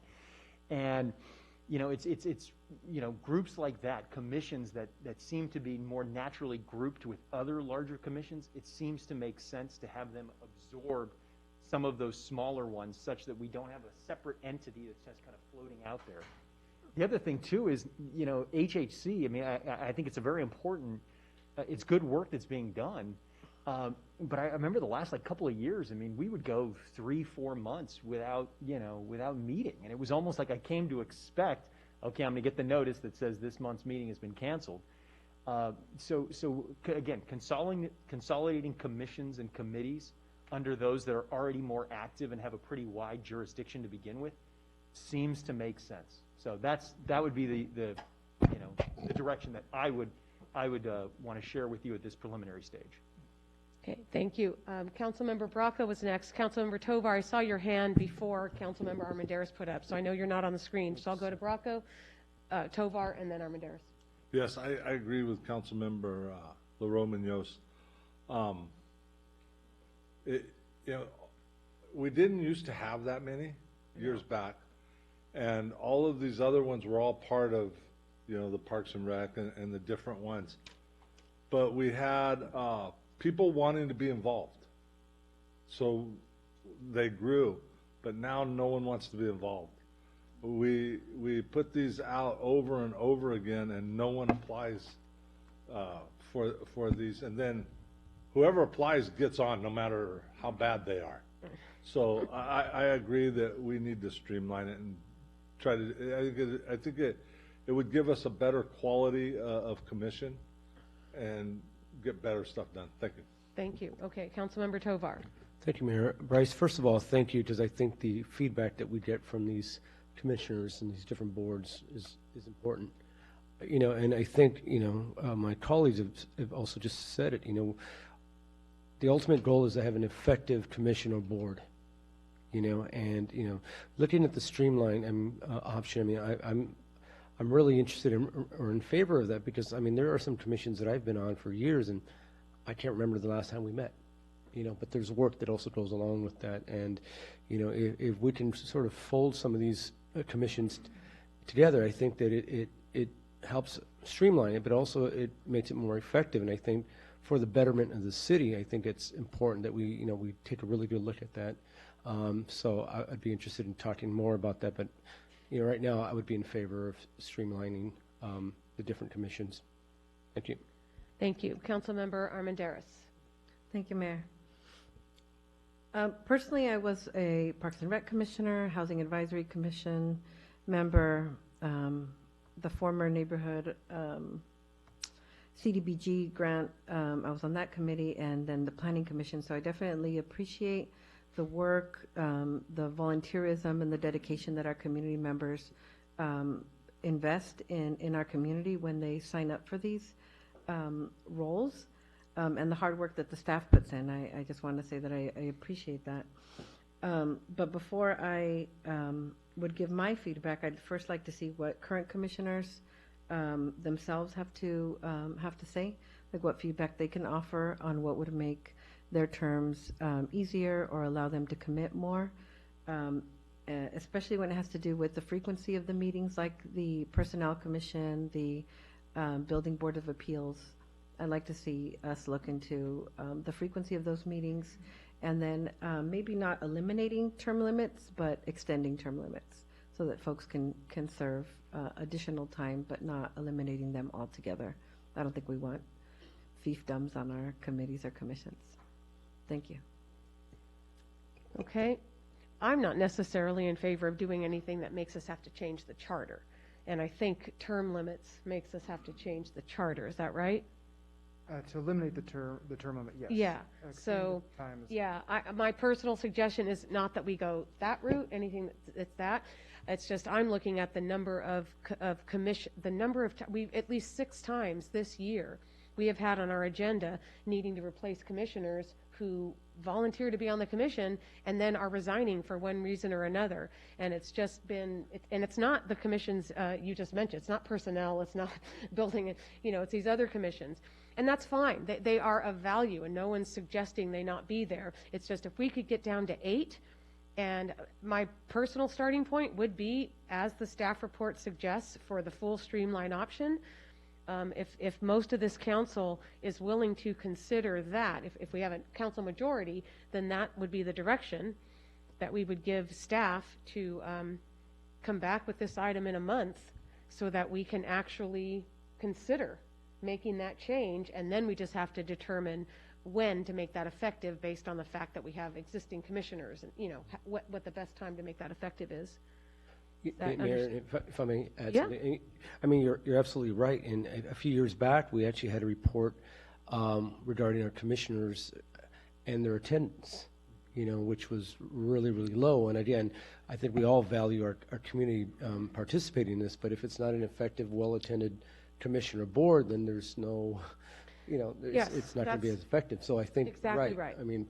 Maybe less commissioners or board members may be more effective for. Yes, and I have a request from someone on the Planning Commission to consider, this is not something I'm bringing up tonight, I'm just letting you know it's on this topic, to address the attendance policy, asking that it be more than the 3. So, if a commission is meeting monthly, 3 is already 30% of the time. How much more would you go from that? 40%, 50%. And they meet, it's a monthly meeting, but in the case of this year, there were at least 2 months where they didn't have a meeting, because if there's no reason to meet, they don't meet. But otherwise, so it's just, it brings it all into why so much staff time goes into things. And then it also means certain commissions that maybe get more into policy that isn't something the council has necessarily directed commissions to do. Commissions aren't supposed to be setting policy. That's what the council does, and the only reason council does that is because the voters voted us in to do that. Commissioners are not voted in. They're not supposed to be setting policy. but when some of them do or try, it requires staff to rein that in and or come before council, and it all amounts to more staff time. So I think I'm hearing agreement to move forward with the full streamline option. I think so. I know I had my name up there to say. Oh, I'm sorry, I didn't even see it. Go ahead, Carol, talk. You were busy talking. I'm sorry. No, I agree with you. I like the streamlined approach that the staff has come up with, the 8 different commissions, and I'd like to see us pursue that. Sorry, Councilmember Bracco, did you want to say something else too? No. You're, okay. Okay, so Jimmy, is this clear enough guidance, do you think? Are you hearing?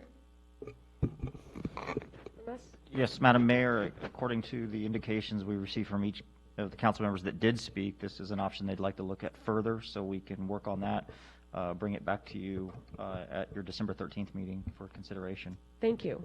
Okay, that would be wonderful. Yes, we need to do, yes, public comment. Are there any speakers on this item? I do not have any speakers on this item. Okay, thank you. Thank Mayor, and I'm just going to throw this out, it's sort of a little off topic, but I think down the road, I would like to also have a discussion about the commissions and boards that we as council sit on and who appoints or who gets to sit on those boards. Because it's my understanding that organizations select who they want from council on their boards. And I don't see how that's effective at times, you know, so I think we also need to re-examine that down the road because. Yeah, okay, that's not, yeah. No, I that's know, not I'm just this saying. At all, Yeah. and that is something that will be coming out shortly for council, but yeah, that's not this at all. Thank you. Okay. Okay, thank you, Bryce, and thank you for whoever wrote this report. Thank you for coming up with that streamline option. Okay. Next item on the agenda is item 10, introduction of new business. So 10A, approve a school resource officer memorandum of understanding for fiscal year 2021 and 2022. And this is Chief Espinoza who will be giving this report. Madam Mayor, members of council, the item before you is a request for your consideration to authorize the city administrator to enter into a memorandum of understanding with the Gilroy Unified School District for the cost sharing of 2 school resource officers.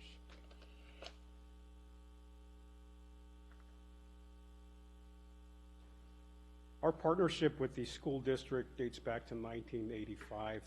We had historically had a school resource officer at Gilroy High School. And then when Christopher High School, as a matter of fact, the assistant chief that hired me was a school resource officer, Lanny Brown, at Gilroy High School. With the building of Christopher High School, we authorized a second school resource officer. The philosophy has always been that of an engagement program, develop and forge relationships. And we have found those to be successful in the areas of violence mitigation, particularly days prior an act of violence or a threat of violence is to occur. The school resource officers has always availed his or herself to after-hour phone calls. And we have found this to be really a partnership that has prevented, like I mentioned, acts of violence on school campuses.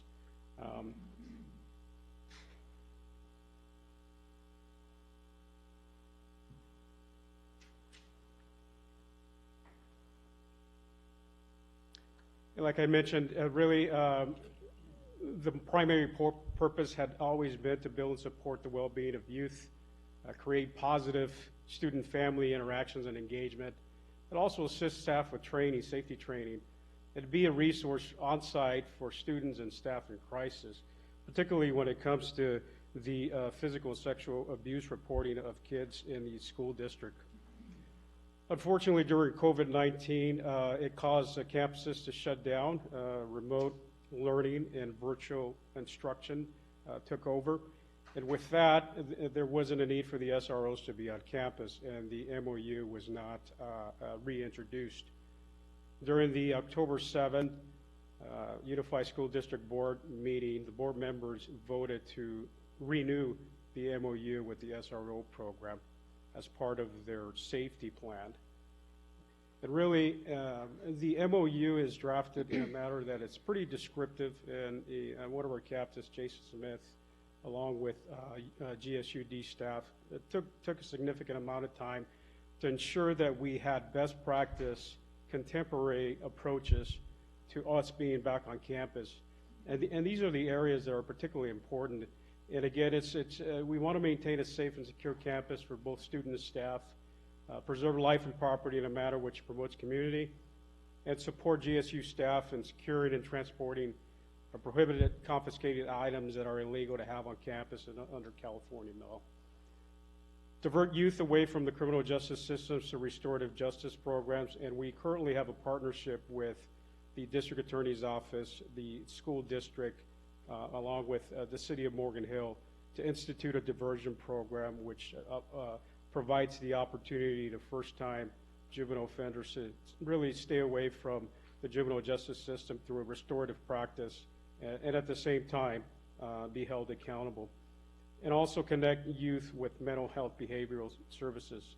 And these are the 6 best practice points that we had identified in partnership with the school district, and this was also included in their safety plan. The school resource officers has historically been tenured officers. They're not new officers. And they, particularly important is the careful selection. We usually include GSUD staff, and these last set of interviews, we actually included Dr. Flores as part of the selection panel. And it's critical. We want to make sure that we have the right person in that job. Moving forward, our current SRO is not bilingual. Moving forward, preference will be given to those bilingual applicants. Not necessarily to say that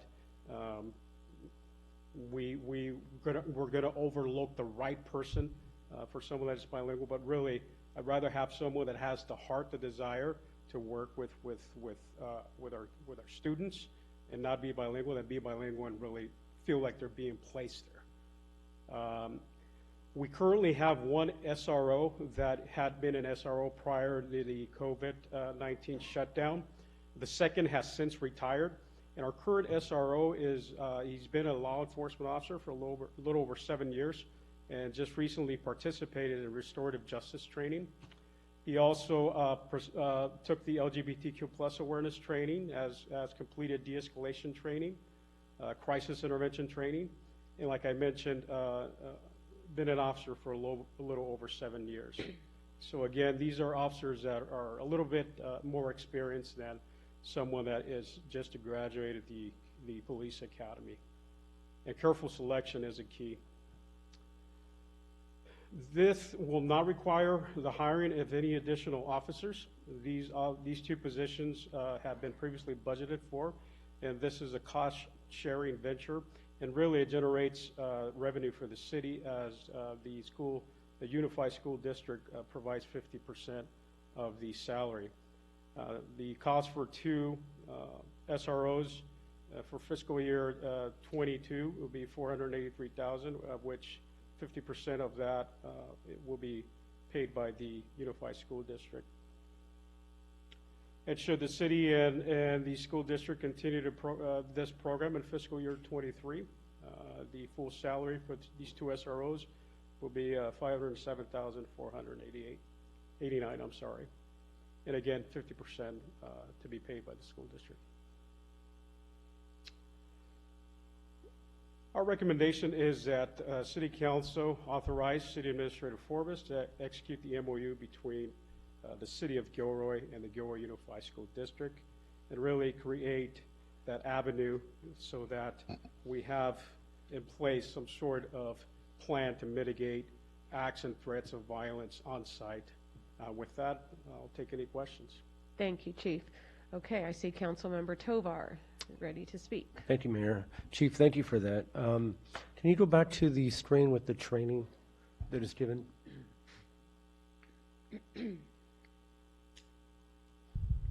I'm sorry, what slide? It was the training that is provided for the officer. Sorry, there you go. And I was on the school board many years ago. And again, this is something that was brought up. And for me, I look at it as, the SRO is there to help the students, not hurt the students. And with the training that's provided, I see it as a positive resource. I mean, earlier we heard a speaker talk about the increase in gun violence. From your experience, let's just say, let's hope it never happens, but let's just say there's a crime or something going on at one of the schools. How long would it take a police officer to get from here to there? Any call to this, if there was no SRO on campus, any call generated from any particular school would be prioritized like any other call for service in the city. So certainly if it's an act of violence that necessitates immediate response, and you have immediate response. But let's say it's a fight that occurred, and now both of the kids are in the office, and then it would get prioritized like any other call. So you could potentially be looking at 1 to 2 hours before response, and the officer would have calls for service stacked. In other words, that would require his or her response, and so they wouldn't necessarily invest the amount of time to mitigate, to look for alternative routes rather than just show up and arrest. And so, and that's important to know because it could mean the difference between life and death for somebody. And don't get me wrong, I wish there was so much more funding. We could hire more counselors, mental health services, all of that. But I think for us, it's also the safety of our students, and if it's a matter of an SRO there on campus, it takes action right away compared to waiting an hour or so for someone to show up. I mean, that's concerning. And for this community, I think we should all take a look at that and say, you know what, what's important? The safety of our kids is important. And I think that's where I lean because, again, if, God forbid, something were to happen, I feel safe that we have somebody there that can react quicker than later. The important thing, it's a collaborative partnership. And even though we didn't have an MOU for the last 6-7 months, our school resource officer was still available. They were still texting him, they were still calling him, and he was still helping out. And really, sometimes, because their juveniles are involved, we don't share a lot of the after hours mitigation that occurs.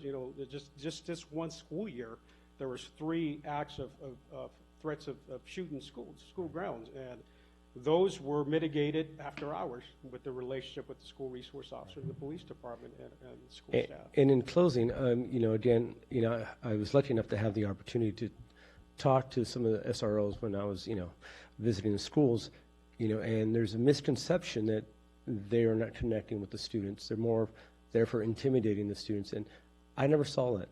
I saw it as they were there working hand in hand with the principals, counselors, whomever, to sort of build that relationship, and again, as you heard the comments earlier about, increase in violence, guns, all of that, I mean, that is true, and we should take that in consideration. Okay. Thank you. We are certainly always open for feedback, and we can recalibrate and tweak things, and the Unified School District actually conducted a survey with the parents, the students, and the staff, and overwhelmingly, they were supportive of us bringing back the SRO back to campus. Thank you. I'm going to move on to Councilmember Marks.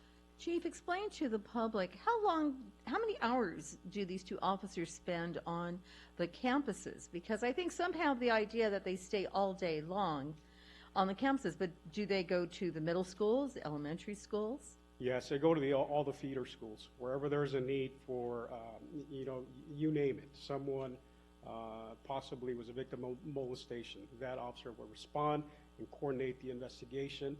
And so they're not just there at the high school per se the entire day. Certainly they could leave their office and do some engagement during breaks, but they stay pretty busy. Now, going back a long time ago, when I was teaching, I used to have a program where the officers would come in and teach. Do they still do that type of instruction in the classrooms where they were building bonds with the students? Right, all that went away. So we don't. I forgot the actual name of the class. I did and too. There was a DARE class, and at one time the GREAT program was taught. Mm-hmm. But they're always available for any presentation, for any class, and really humanize the badge. And I think that's particularly important. I do too. Get to find out a little bit about the person behind the badge. Mm-hmm. Exactly. Thank you.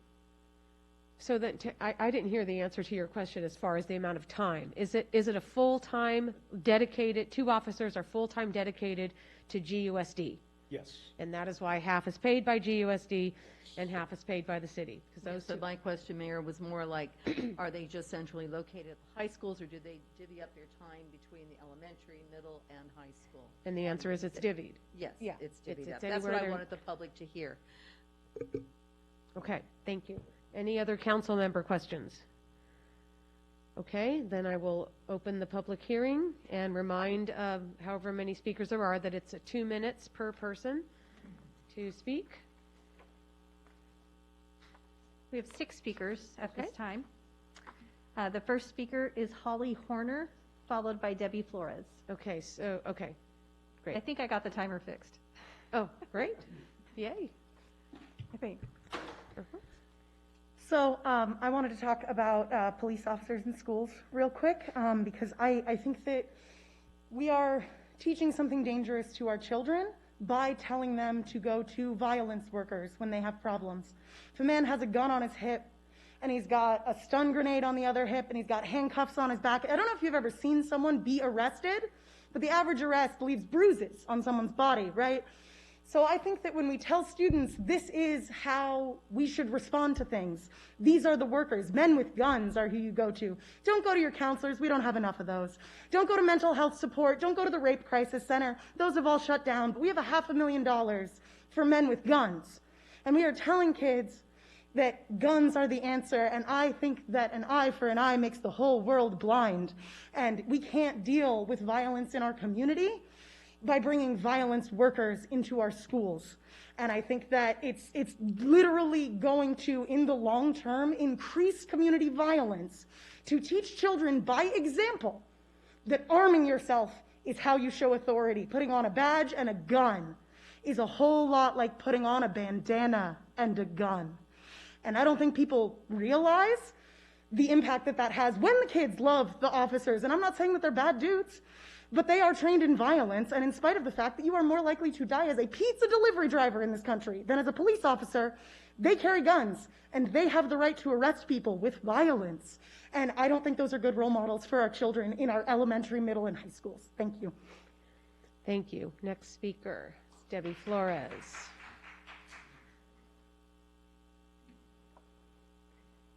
Good evening, Mayor Blankley, members of the City Council, staff, and members of the public. I'm Deborah Flores, the proud superintendent of Gilroy Unified School District. I'm here this evening to lend my support for your approval of the agreement with the school district for 2 resource officers, or SROs as we call them. The GUSD board approved this agreement, as was already mentioned, in October at a Board of Education meeting. Also in attendance this evening, I want to point out our 2 school board members and many of our middle and high school administrators from our 7 middle schools and high schools, and they're all in the audience. The city and the school district have a strong partnership and have worked together on many issues and tasks over the years. This agreement is an excellent example of this partnership. SROs have been assigned to the district schools going back at least 30 plus years. In the past 10 years, we've shared the cost of this service between our 2 agencies. The SROs in our district provide education to students and staff about a variety of topics. For instance, vaping. They do classes if requested. They develop positive relationships with students and have a presence on campus throughout the day, as well as attend special activities like homecoming parades or football games. They participate in important trainings like restorative justice so that they can work alongside our administrators and mental health professionals to deal with the discipline issues before they rise to a serious level. Our focus at all levels of the organization is intervention and prevention so that suspensions and expulsions can be minimized. And yes, SROs help us deal with the most serious issues that can involve serious crimes and threats or actual violence. A recent survey, as was mentioned in our school community, of staff, parents, and secondary students indicated strong support for having SROs on school campuses. Debbie, the time. What time is it? It's over. By the way, Sorry. I just want to make this point. By the way, students are rarely arrested by an SRO on our campuses, Okay. and I'm here to ask you to take decisive action on behalf of the youth in our community. Thank you. By approving this agreement. Thank you. Thank you. Okay. Okay. Our next speaker is Ron Kirkish, followed by Greg Kapaku. Okay, that second speaker that she asked, can you please come and sit up? Okay, you're close enough. Thank you. Thank you, Mayor, Council again. I believe that this issue of SROs is similar to the issue of certain groups wanting to defund the police. And I think that's wrong. I think most of us feel that's wrong. We need police officers. We need police officers with a gun on campus because things can happen where they need to use those guns to protect the teachers and the other students, the children. That's why they need the guns, not to scare the heck out of kids. But what else they carry for the kids is Narcan. If there's a kid that happens to overdose on drugs, and that happens a lot these days, the SROs are equipped with Narcan to make sure the student doesn't die of an overdose. This is the purpose that we have SROs, to keep our kids safe from harm, from those that want to harm them. And I sincerely hope that you approve this. Thank you. Thank you. All right, next speaker.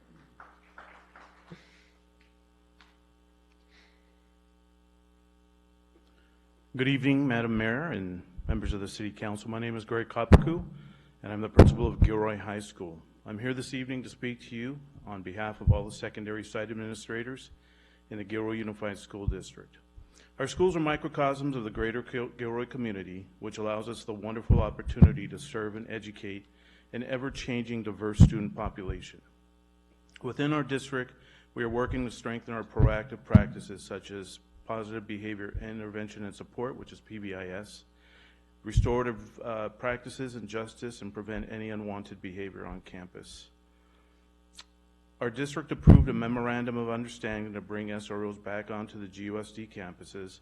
Having an SRO who understands the needs of the youth in Gilroy as well as the needs of the school community is invaluable. The SROs will not intervene in the majority of student disciplinary actions at school site. That is our responsibility. With their specialized training in restorative practices and working with youth, Gilroy Police Department SROs will be equipped to effectively respond to and address student needs when they arise on our school sites. I've been privileged to work with the past 5 SROs, including Mike Terasaki, Charissa Mavia, Pat Sullivan, Mark Tarasco, and Ryan Holler. Their service to our students has been invaluable, and they spent most of their time meeting with students, counseling and listening to their needs, working with parents, and participating in many of our staff and student activities. Their work has not only helped our students and their families, but also built a collaborative partnership with our community. I've witnessed our students interact in positive manners with these SROs, and the same goes with them. They volunteered many hours protecting our staff, our students, and at our senior activities. And I ask that you please approve this partnership with GUSD. Thank you. Thank you. Are there any other speakers? Yes, our next speaker is Raimundo Armendariz, followed by Linda Paisino. Okay, Linda, would you mind coming up closer too so that you're ready? Thank you. Okay. Good evening, Council. Good evening, Mayor. So I'm here as the Director of Programs for CARAS, and I have over 10 years working through CARAS here in Santa Clara, South County, with youth, predominantly Latino youth going here to Gilroy Unified School District as well as Morgan Hill Unified School District. The reason I'm here tonight is because some of the concerns I have about the expenditure of funds on SROs here in Gilroy. You know, one of the issues that CARAS attempts to address is things like disproportionality, racial disparity in the citation of youth and the representation of youth of color in the justice system. One of the concerns that we have, and working closely with youth, we have a youth advisory council made up predominantly of youth from Gilroy Unified School District, is that we routinely hear stories about SROs or school resource officers citing young people of color, predominantly brown youth, Latino youth, here in Gilroy at the schools. We have a lot of young leaders that we hire as interns that attend our youth advisory council that tell us stories about being stopped and accused by school resource officers of crimes, being searched unwarrantedly. And these young people are leaders. They're people, one young woman in particular has a 4.0. She's never gotten in trouble in school her entire school career here in Gilroy. And has every year, she brings her report cards into the office, and she has 4.0, and she's been stopped and harassed by school resource officers. And why that's a concern is because as a young person, it can be very discouraging, especially when you're making every effort to be successful and do something with yourself, to be harassed by a school resource officer. But one of the big issues as well is that Gilroy, again, through the Juvenile Probation's Annual Justice Report, scores the highest in misdemeanor arrests in Gilroy. In 2019, on campuses, according to the probation report, and as well as data from the Department of Education, young Latinas were the highest cited on campuses in Gilroy Unified School District. So for us at Caras, that's an issue, and we highly recommend that you don't spend these funds on a school resource officer, but it's better spent on possibly, Sir, behavioral health services, you're over time. Social services. I understand. Okay, everybody has to have the same amount of time, so I can't let you keep gave going. Dr. Flores 21 extra seconds, so you're going to give me 21 extra seconds. Okay. Yes, so yes, we would like to see those funds spent on behavioral health services, on mental health services, and other services for youth. Thank you. Thank you.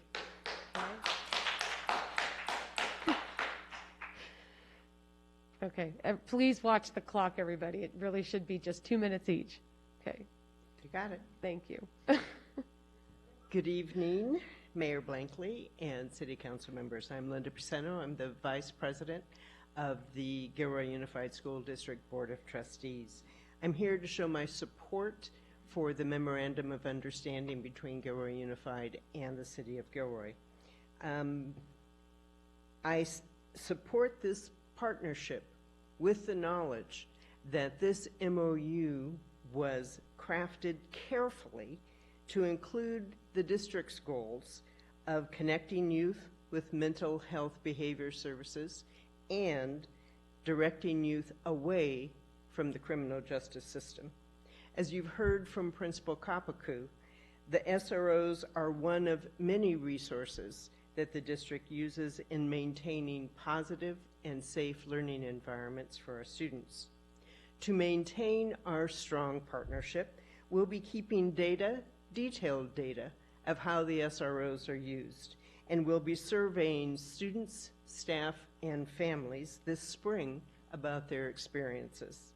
This data and information will be used to show us how this partnership is working for Gilroy students, Gilroy staff, and Gilroy families. It will show us if it needs improving or even if it should be continued. These are very important improvements in moving our partnership forward toward our common goal, which is the success of all of our students. Thank you. Thank you very much. All right, do we have any other speakers? I have no other speaker cards on this item. Okay, then I will close the public hearing and come back to council, and I see Councilmember Leroy Munoz is on the board. Thank you, Madam Mayor. So thinking about this issue reminded me of when I was an elementary school student way back in the early 90s, and we had a DARE program at my school. And I remember Officer Scott, and I remember his name, Officer Scott, because Officer Scott would come in and visit with us in our class, Miss Winston's class. And it was one of the best experiences that I had as an elementary school student. And I know that was felt by the other students as well, in a very diverse school, extremely diverse. And that was a universal sentiment, because for us it was an opportunity to meet somebody who was, again, behind the badge. And we had so many questions. And he would come in and teach us about drug awareness and resistance education. But we had so many questions about his job, what he did, and all of that. And I remember he answered all of them honestly. And then after answering that, I remember playing basketball with him during recess. It is so incredibly important that we break down barriers. We know how conflicted our country has been with law enforcement over the last several years. This is an opportunity for us to give our students that opportunity to interact with law enforcement in a non-confrontational setting. You know, I think of the National Night Out we had, what, about a month or so ago? And we saw how well that was attended. That was also another example of law enforcement meeting with community members, especially young people in our community. We saw how well attended that was. We saw how important that is in breaking down those barriers. You don't break down barriers by saying, no, we're not going to talk to them. No, they stay away. They're bad. Don't talk to them. Don't get to know them. We break down barriers by actually having real conversations, by getting to see them day in and day out. And that's so incredibly important. And that's exactly what I see as one of the major values of having an SRO on campus. I know what that's like. I was a student. So I remember that. Now I'm, much, much older, but I still remember that. And I just think that's so incredibly important. And talking to them about the ability to respond to potential situations that might be life-threatening, that's also important. It's also important that we saw up there, look at the training. I mean, look at that. You have to be an officer for over 7 years. Look at the diversity of training that goes into that. It's not just punishing kids or intimidating kids. That's a well-trained resource. I couldn't go in and offer something like that. I wouldn't know where to begin, but these officers are so well-trained, and they come through a process where they are being screened not only by their leadership, but also leadership of the school and leadership within the community. So I feel very strongly about this because I went through that program, and I've seen what it can do. So I'm very much in favor of supporting the MOU for this continued SRO program, and I think we should follow the recommendation of the academic leaders and the teachers who work with those students day in and day out. Thank you. Councilmember Tovar. Thank you, Mayor. And I'm ready if it calls for a motion to support sort of this MOU. But I do have a couple of questions that I would like to ask. I don't know if Chief Espinoza, and maybe this other question goes to Dr. Flores, but Chief, something that was brought up and is very, very important to me, and I'm sure all of us, is the comments made about harassment. Have those been reported? If it's so, if it's true, are those reported to you, to the police department? If so, what actions are taken if that's the case? We always avail ourselves to listen to anyone in the community, and particularly myself. I've always availed myself. Right. And whenever any allegation, accusation, those are thoroughly investigated. There is a process. And equally, I say, I want to hear when they're doing good things too, right? Not just bad. And we have our forms available on our website. If someone feels like they didn't get the service they deserve, then we want to hear about it. Yeah. But equally, I want to hear when they're doing something good too. Good. Thank you. Can I ask Dr. Flores this question? Is it possible? Probably, depending on what's the question. Good to see you, Dr. Flores. Sort of, maybe going back a little bit, but since the implementation of this SRO, I know many years ago, the GUSD had a high suspension expulsion rate. Mm-hmm. Since SRUs, were on campus, did those rates of suspensions, expulsions go down, or did they go up? They went down, and I would say it's a combination of strategies. Right. One is our SRO program. We've implemented PBIS, restorative justice, and a lot of other practices, best practices for dealing with behavior. So suspension and expulsion should be the last resort. And especially in the expulsion category, we've seen a dramatic decrease since, I first came, which was almost 15 years ago. We've really reduced the number of expulsions. It's the last resort, and it's for the most serious behaviors. Yeah, no, thank you. And I think that's important information because there's a misconception that, expulsions, suspensions go up with an SRO on campus. Not true. Not true at all. I mean, that's what you're telling us, and you have the data to back. And I also want to make a point that juvenile arrests have steadily gone down on our campuses. Mm. Yes, we do have a high juvenile arrest record in Gilroy. We all know that. It's not happening on our campuses. Juvenile arrests are rare on our campuses. Good, thank you, thank you. Okay. I have a question for Dr. Flores, if I may, if you record, because you're next.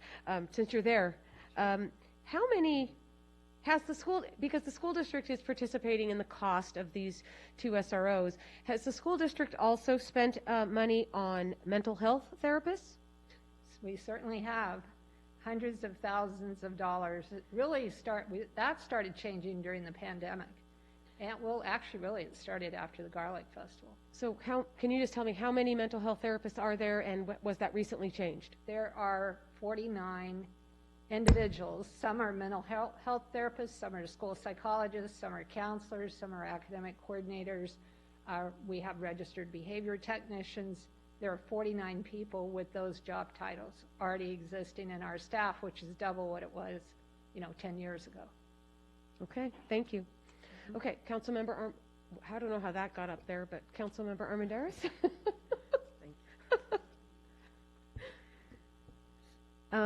So I am a mom of 2 kids in the school district, and based on my interactions with, teachers and school staff, I understand that as our young people are getting used to being back in the classroom and being physically present on the campuses, there has been, and this is a trend nationwide, right? There's been an increase in physical outbursts, fights, and stuff like that as kids are getting used to being around each other again. But the data and the experts tell us over and over again, and history tells us over and over again, that the long-term solution to this, to really making a difference in young people's lives and keeping them from criminal behavior, from self-destructive behavior, it doesn't lead back to SROs. It leads to therapists. It leads to counselors, to positive adults, to programs like youth centers and youth services, things that we are lacking in our community. And the flip side of that is that too often SROs lead to further criminalization, disparate treatment of our youth for offenses that many youth for generations have committed, just common things that young people do, mistakes that they make that hurt themselves more than other people. And so I think that I would prefer that we invest these kind of funds in youth services, in a youth center, in youth programs that will help our young people make more positive decisions, treat each other better, value themselves, and feel safe and supported. Thank you. Thank you. Now, I know I saw Councilmember Hilton on the board. Was someone before you? I don't remember either. Okay. I can see Councilmember Hilton next in the queue, followed by Councilmember Marks, then Councilmember Bracco. Okay, there we go. Thank you. Thank you, Mayor Blankley. I was hoping to come here tonight to be convinced through facts and findings that this is the right thing to do, but that hasn't happened for me. We can't continue to ignore the systems that are failing our residents, in particular residents of color. It's time to step in, speak up, and advance opportunities for all when it comes to racial equality and the policies that we legislate. We should invest in additional resources and services that support the educational and socio-emotional development of our students. The truth is that there have been no facts and findings presented to show that a school resource officer will be able to maintain a safe and secure campus for both students and staff, and at the same time have the trauma-informed base training that focuses on restorative justice practices. It might feel good to tell the public that we have an SRO assigned to Gilroy High School and Christopher High School, but at the shared cost of $483,000 seems excessive to me. So I'm joining the local organizations that serve the youth in our community, sent in letters of support, letters of opposition tonight during public comment, and for those reasons, I won't be supporting this MOU. Thank you. Thank you. Councilmember Marks or Bracco? Who is it? Marks. Marks, okay. Yes, there's no facts or findings showing that this has been a detrimental program, but there's no facts or findings showing just the opposite. It's whatever a person wants to read into it. And as a teacher of 40 years at the junior high school, I can tell you this was a very valuable program, and it saddens me that DARE's been removed, the junior high program's been removed. Those are the things that need to come back. Those are the programs that bond students to a police officer. You know, Teresa Gamboa said earlier about the diversity and the split. Well, it makes me wonder who is teaching our youth to be afraid of police officers. That's not a good way to handle this. We have to work, if we're going to work together as one, we have to walk the talk. And I don't see us walking the talk. I see us saying what's convenient for the person to say at the time. I have worked with all types of students. There wasn't a school more diverse than South Valley Junior High. And it was very welcoming to see a school resource officer on the campus. The kids loved them.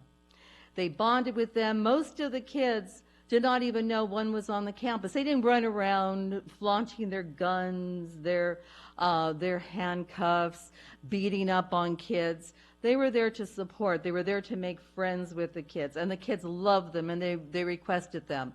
You're going to have that small pod of kids that will tell you, I didn't do anything. Well, you know, in reality, yeah, you did.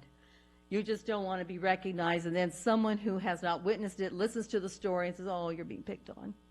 How sad. You have to look at the whole picture here. And I am in support of the SROs. It is a fine program. I have to say the City of Gilroy, the police department has always picked officers that worked well with the students. You have to. The officers coming in have to like the kids, or it's not going to work. Junior high will tear you apart if they don't like you.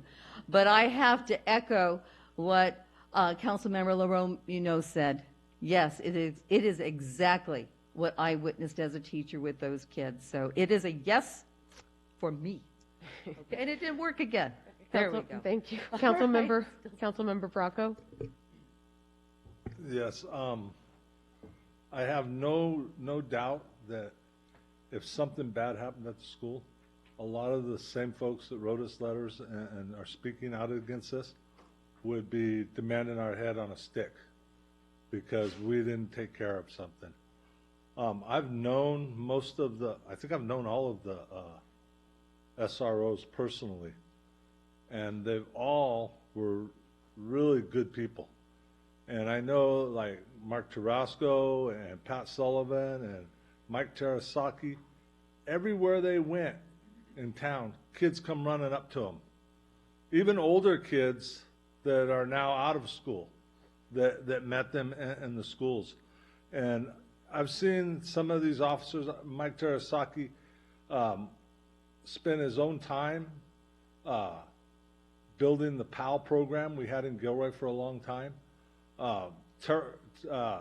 Mark Tarasco, I mean, he'd go out with his skateboard and ride skateboard with these kids. So these officers go way above and beyond they really care about the kids of this community and trying to help them stay out of trouble. And, I know from my own personal experience, it was a Gilroy police officer that saved my life by helping me to straighten out. So I believe that the Gilroy Unified School District is asking for this. And who are we to say, you don't know what you're talking about? We know better than you. That we vote for them to work with our kids, and I believe this is good, and I'll be supporting it. Thank you. Go ahead, please. Okay. My last I haven't spoken yet, so I was just going to say that I'm too old to have experienced SROs in school. I am Gilroy High class of 81, and Pat Sullivan was in my class, and we never saw, police officers didn't regularly come to campus, but I believe that their presence, and I'm going with the school board's recommendation. They are a separate elected body that the voters elected, and they're the ones who know the schools best. And I do believe that good empowers good. So when you have good and help on campus, that empowers the good that's there to be more confident, to be more willing, to be less fearful. And I'm going to leave it at that. It's something that I think it's been a great program thus far, and I too will be supporting it. Councilmember Tovar? Thank you, Mayor. I feel like I need to say something here. It goes back to my comment earlier, and I think I asked the chief about that, and sort of the back and forth about data, not data, having data or not having data. We all know you don't need data. If a serious crime is occurring, having an SRO on campus is going to possibly save people's lives. So, and again, no police department is perfect. No police department is perfect. But I think we're doing an injustice to our department here in Gilroy because, as council members, we know all our officers really well. And the job that they do for this community, how much they care about this community, to say they're bad men and women, because we do have women as well, is wrong, And sometimes I feel I have to stand up for them because, not every officer is bad. They're more good than bad. And to say that, it teaches violence, I have to disagree with those comments. And again, you're hearing from other folks. It's helped a lot of people, and we can't forget about that. We can't forget about how these SROs has helped our students, helped our neighbors, our kids, whatever. And instead of coming down on our officers, let's work together and say, what can we do to make this a better partnership? How do we get our kids start believing that, those guys or those women over there, they're good. They're good people. How do we work together so we can start breaking the cycle of people believing that police officers are bad people? So again, it gets me when I hear the negative comments about our police officers because they're not bad people. Thank you. Okay, so the vote is up. We need to do a roll call on it specifically? My suggestion is that there are two items, but they're really pretty much the same. So I think you can make one motion to adopt the resolution and authorize the city administrator to execute the agreements A and B together. Okay. And then you do need a roll call vote for that. Okay, so let's do that, Leanne. Put A and B together and do a roll call vote. So, council, do we understand what we're voting on? Okay, great. Go ahead. And I have that as a motion by Councilmember Tovar. I think it was okay, and seconded by Councilmember LaRoe-Munoz. Yeah, LaRoe-Munoz. Okay. Council members Armendariz. No. Rocco. Yes. Hilton. No. LaRoe-Munoz. Yes. Marks. Yes. Tovar. Yes. Mayor Blankley. Yes. Okay, and that passes 5-2. Okay, I'd like to take just a 5-minute break, which I'm supposed to do right around 8 o'clock. I didn't want to interrupt us right there, and then we'll just come right back, okay? 5 minutes, you said?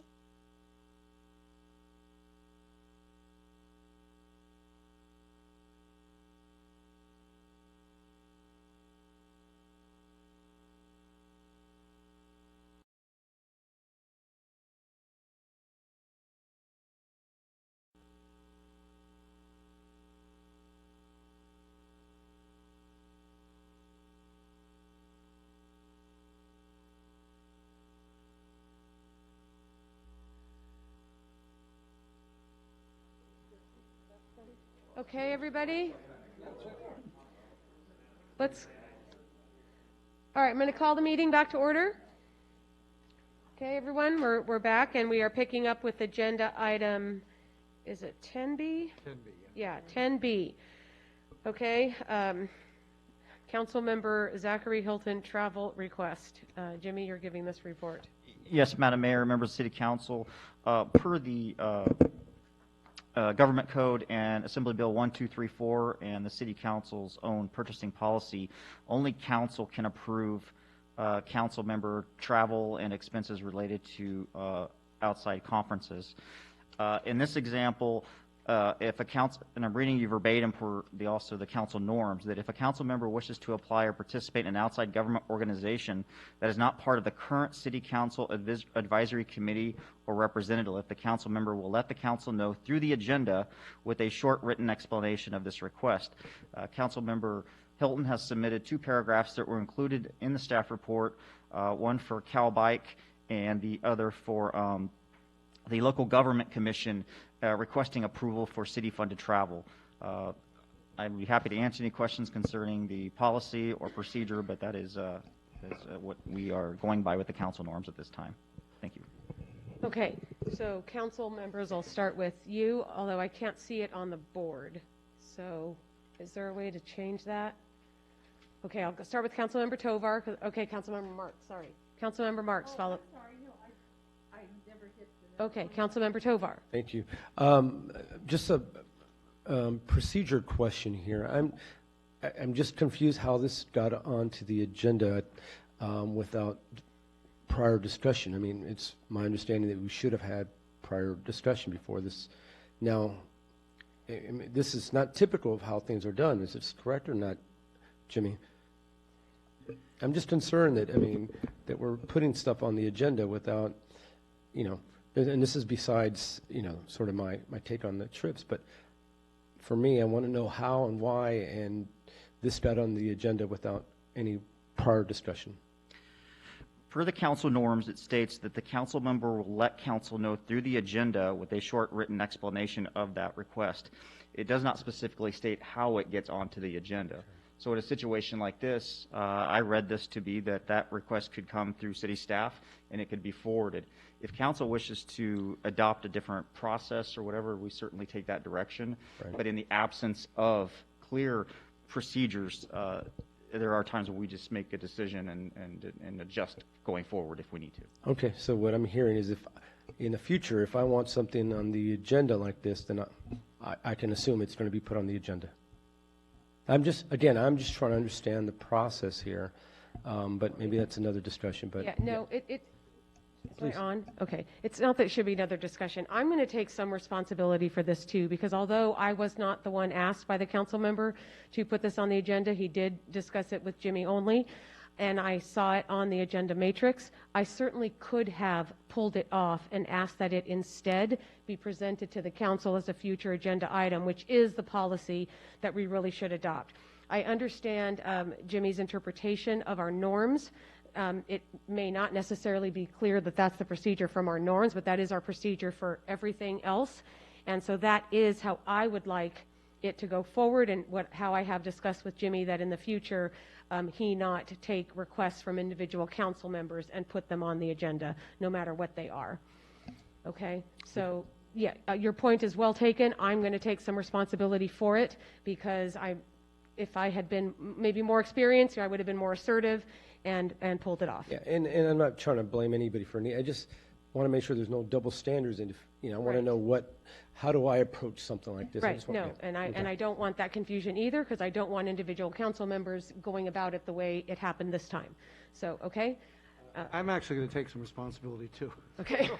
Okay. Because of the way the norms were written, that I believe that in talking that it appeared as though the norms were a council authorization to put these on the agenda for a travel request. It obviously could be changed if the council feels it's inappropriate. Yeah, and then even enforcing our norms is an issue for this council to have to discuss, because we can't just pick and choose which parts of the norms we're going to go by, because there are other parts of the norms that some council members aren't following. And so that's another issue. Okay, Councilmember Bracco. My complaint was going to be the same as Councilmember Tovar's, but I believe it's been answered. And I would have been against putting this on a future agenda. People who run for council or go on the planning commission, they understand it's pretty much a volunteer position. We get a stipend, but it's a volunteer position. As long as I've been on the council, we have only had one council member that was always wanting money from the city. That was Craig Gartman. And I've went to things on my own dime, and things that maybe weren't, it wasn't my council position, but I wanted to go anyway, and I would never ask to be reimbursed for that. So I won't support this. Thank you. Okay, Councilmember Marks. I was just wondering, is this the time for Councilmember Hilton to talk about why he feels that the taxpayers should fund him on these two conferences? He certainly could. He's not up on the board to speak. Oh, does he have to be? He just can't fight for himself, so to speak? I'm just going by the list. It's right. Council discussion. Okay, so Councilmember Armendariz, would you want to talk? Yes. Okay. So, in reading through the staff report regarding Councilmember Hilton's request, I see that the two different conferences that he is asking to attend, I think they're absolutely applicable to the work that we do here. I think they, maybe not directly, but they can be interpreted to help enhance our strategic plan goals. They address issues like transportation, recreation, health, the environment, information and knowledge that the council member can absolutely bring back here, share with our community, and apply to his legislating, right, in how we make policy here and how we make a better quality of life here for our residents. So I'd like to support this and also ask that we leave our prejudices against each other aside when we make decisions like this, because I think we are playing a popularity game here, and I don't think it's fair to Councilmember Okay, Hilton. I'm sorry. Well, I don't do see have the that right at to all. express my opinion without you interrupting. Thank No, you. So what I was Councilmember. saying, Mayor, is that I feel like he's being picked on, and I don't like it. I don't like to see it, and that's my opinion. And I don't think that is correct. Great. And I don't appreciate you insinuating such things to the council at a council meeting. Well, you have okay? the right to say that without interrupting me, and I would appreciate that. Council member. Thank you. You're welcome. Councilmember LaRomanos. Thank you, Madam Mayor. So, I'm going to choose my words here carefully. Yeah. I don't think there's been there's nothing that leads me to believe that this is a personal attack on any of the members of council. And so Thank you. I think we should be thoughtful before we make accusations of that kind of behavior. So Thank you. Let me just lay that out as the foundation for my comments. With respect to the specific travel that's been requested, you know, I think there are a lot of different programs, conferences, whatever, that may eventually kind of, you know, bring some value to the leadership of this council. But I think for me, we kind of need to be thoughtful and put some contours around how we're going to approve requests like this for expenditures. And for me, it seems to make sense that if we appoint somebody to a particular role, so for example, if Councilmember Tovar is going to, you know, to ABAG or to the Cities Association or to some other group, it would seem then in that circumstance to make sense to spend the money for a conference or a program or something like that. If a council member feels that they have an interest beyond their assignments, I think that's fine, but they should then nonetheless still pick up the cost for that kind of program themselves. I think that's why we pick each of us to play certain roles and to represent the city officially, and I think if we're going to come up with a coherent policy that's applied fairly to everybody, that to me seems like the set of contours that makes the most sense. Thank you. Councilmember Tovar. Thank you, Mayor. And I'm not going to respond to the comments that were made. I think my colleague, Mr. Leroy Munoz, said it quite well. So, but I have to 110% disagree with what was said, because I'm looking at these conferences and. Deny it if you'd like. No, I'm not talking to you, Fred. Sorry. Okay. You know, and I look at the League of Cities conference, which I think we're all expected to attend. And the mission of that is obviously to expand and protect local control for cities through education and advocacy to enhance the quality of life for all, right? And looking at these, the two requests, you know, and I have to say, you know, looking at the local government conference, you know, it says to work to build livable communities, that and local leadership. I'm actually in favor of that. I think that there's some quality, there's some substance there. You know, so to say that we're picking on him or whatever, I'm not going to reply to that, because again, I think that is something that I think I can be in support of.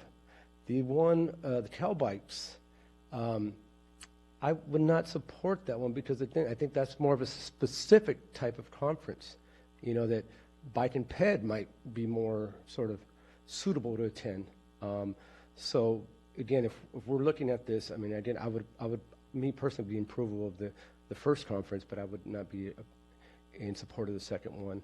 And if this council decides to support this and let our colleague go, just like what was expected for me, I would also expect a full report back on sort of what was learned and how we can better our city. Thank you. Thank you. All right, then I'm going to speak. I don't see anyone else there wanting to speak. This is not a well, I don't even know how to address that, so I'm not going to. I just find that so inappropriate to have for that suggestion, that accusation is what it was. Anybody who would make a request to put something on an agenda that didn't go through the council, which is how this discussion started, is where that came about. It's not specific to one council member. We are supposed to request as a future agenda item from the rest of the council to know if you have a council majority that even wants to entertain the idea. And this didn't go that route. It happened because it was a travel thing that our city administrator interpreted differently because of our norms that are not always followed in other areas, but that's how we interpreted it in that one. So that is why that discussion started the way it was. It was not because of a particular council member who did it. It would have been the same no matter which council member went that route. And I wanted to establish that, no, that's not how we're going to go forward, to make clear to Councilmember Tovar's point that it will not go through the city administrator to get a council item on the agenda. It will go through this council. All right, that's said. Now, as far as the specific item that is being requested, I share the opinion, well, maybe I shouldn't even say that. I should just say that the way I look at travel, if you are a council-appointed representative to something, whether it's ABAG, whether it's City Association, whether it's clean energy, and you're asking to go to something that is specific to something that this council has appointed you to represent us on, then that is absolutely something to consider. Then based on the cost, whether it can be in the budget, fine. But for an individual council member's personal interest in something that isn't the city council body's appointed thing to do, no matter where it is, no matter what it is, and that is where the line is drawn for me. So I will not be supporting either of these requests because they are not specific to something that this council member has been appointed to represent us on. Okay? That leaves only Councilmember Hilton to speak if you'd like to say anything. Otherwise, we're ready for a vote. Public comment. Sorry. Public comment on this item. I have no speaker cards on this item. Okay, there are no speaker cards on this item, so I will close the public hearing. And do we need to do an actual motion on this? Well, can we separate the conferences? Sure, you can do that. Do you want to make a motion to do that? Well, I mean, I would... Go right ahead. Yeah, I would make a motion to approve the travel for the Local Government Commission Conference. That would be my sort of recommendation. The one in Yosemite? Yes. Okay. Is there a second? I'll second. Okay. So Councilmember Tovar made a motion to approve the first conference, and Councilmember Armendariz seconded it. So is this a roll call, or is this on our screen? It's not a roll call. Okay, so on the screen. So Fred and Rebecca, can you guys do your thing. Rebecca, yeah, thank you. Okay. Anybody else vote? Okay, and that fails 4-2 with one abstention. Abstention? Hilton. Oh, you don't vote on it? Okay. All right. So then, is there a motion on the second one then, Fred? Do you want to, or does somebody? I'll motion for Okay. approval. So Rebecca's making a motion to approve the CalBite conference. Is there a second? Okay, and hearing no second, that fails. Okay. Thank you all. All right, moving on. City Administrator's Report, item 11. And this is on fentanyl well, you might have other things to report too, sorry, but then we will also hear a report from the chief on fentanyl in the Gilroy community.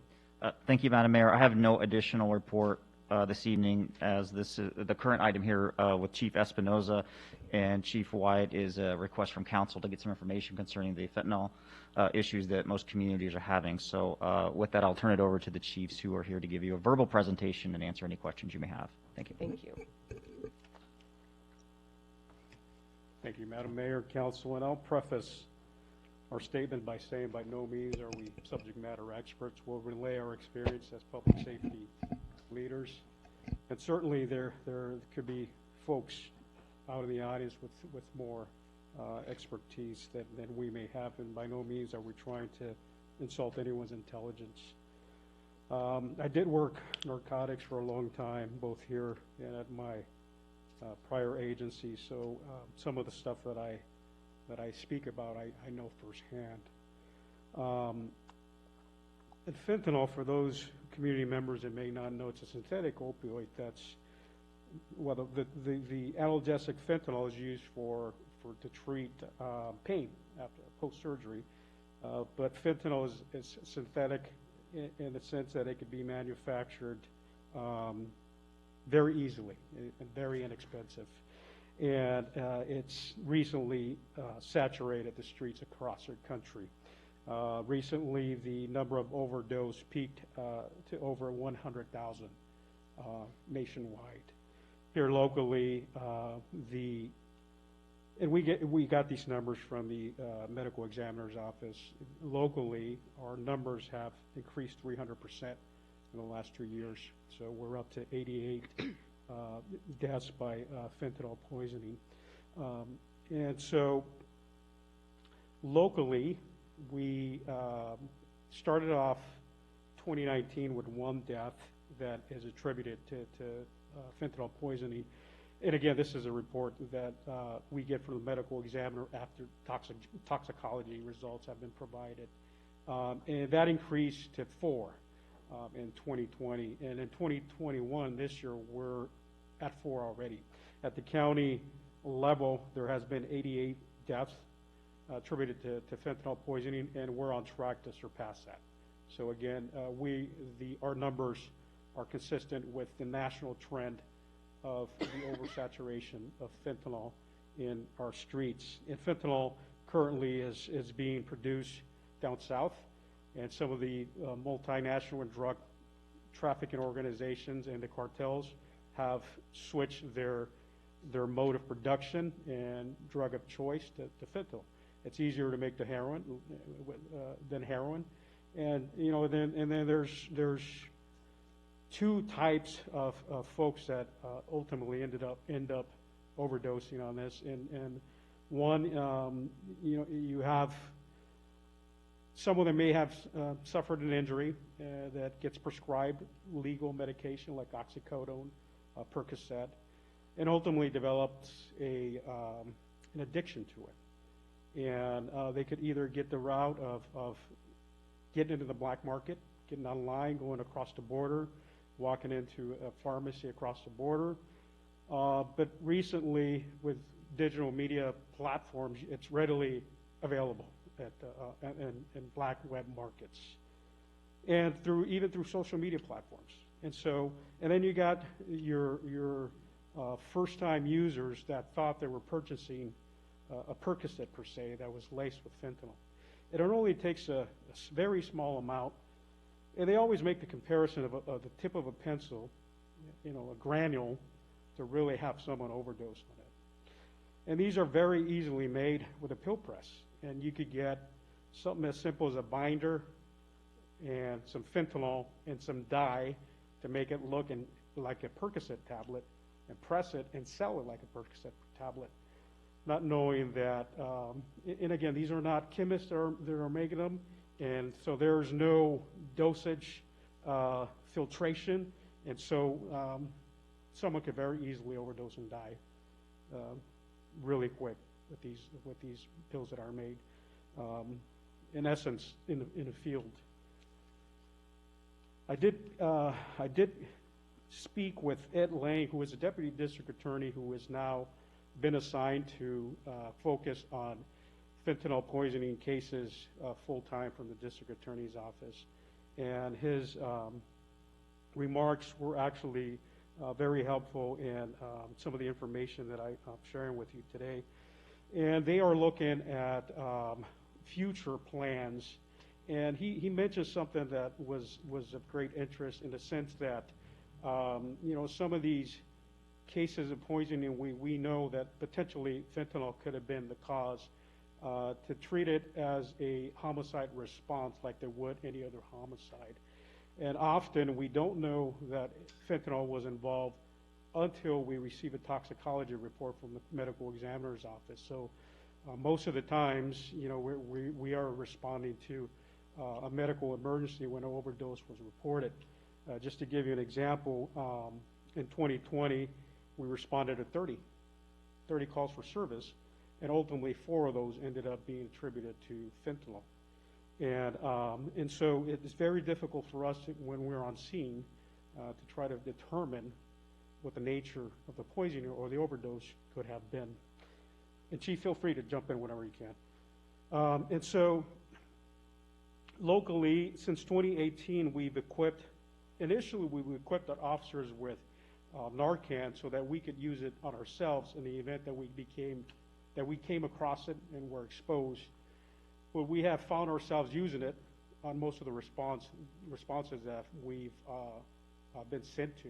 And in 2020, we used it 11 times. And so, and on the medical end of it, usually medics and fire respond, and really it's, sometimes we get there together, sometimes we beat them there, and so that's been a great benefit in saving some of the lives that we've saved here in the past. Chief, if I could just address that very thing. So we checked our stats for this year, and we're not even done with it yet. We've already had 53 overdoses. Now, not all of them can be attributed to fentanyl, but you can believe that with that many overdoses and the number of times, in fact, all these cases, Narcan was administered. PD sometimes gets there just before we do, and we're actually thankful for it because just last week or 2 weeks ago, they had a patient that was not breathing, and they administered the Narcan, and they started breathing by the time we got there.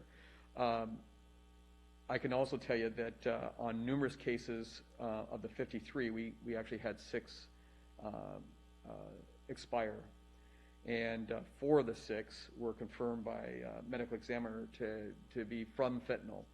Many times they'll mix the drugs, and heroin and fentanyl will be mixed together. Heroin by itself is highly addictive, but with fentanyl, it's 50 times more potent, so it's even more addictive.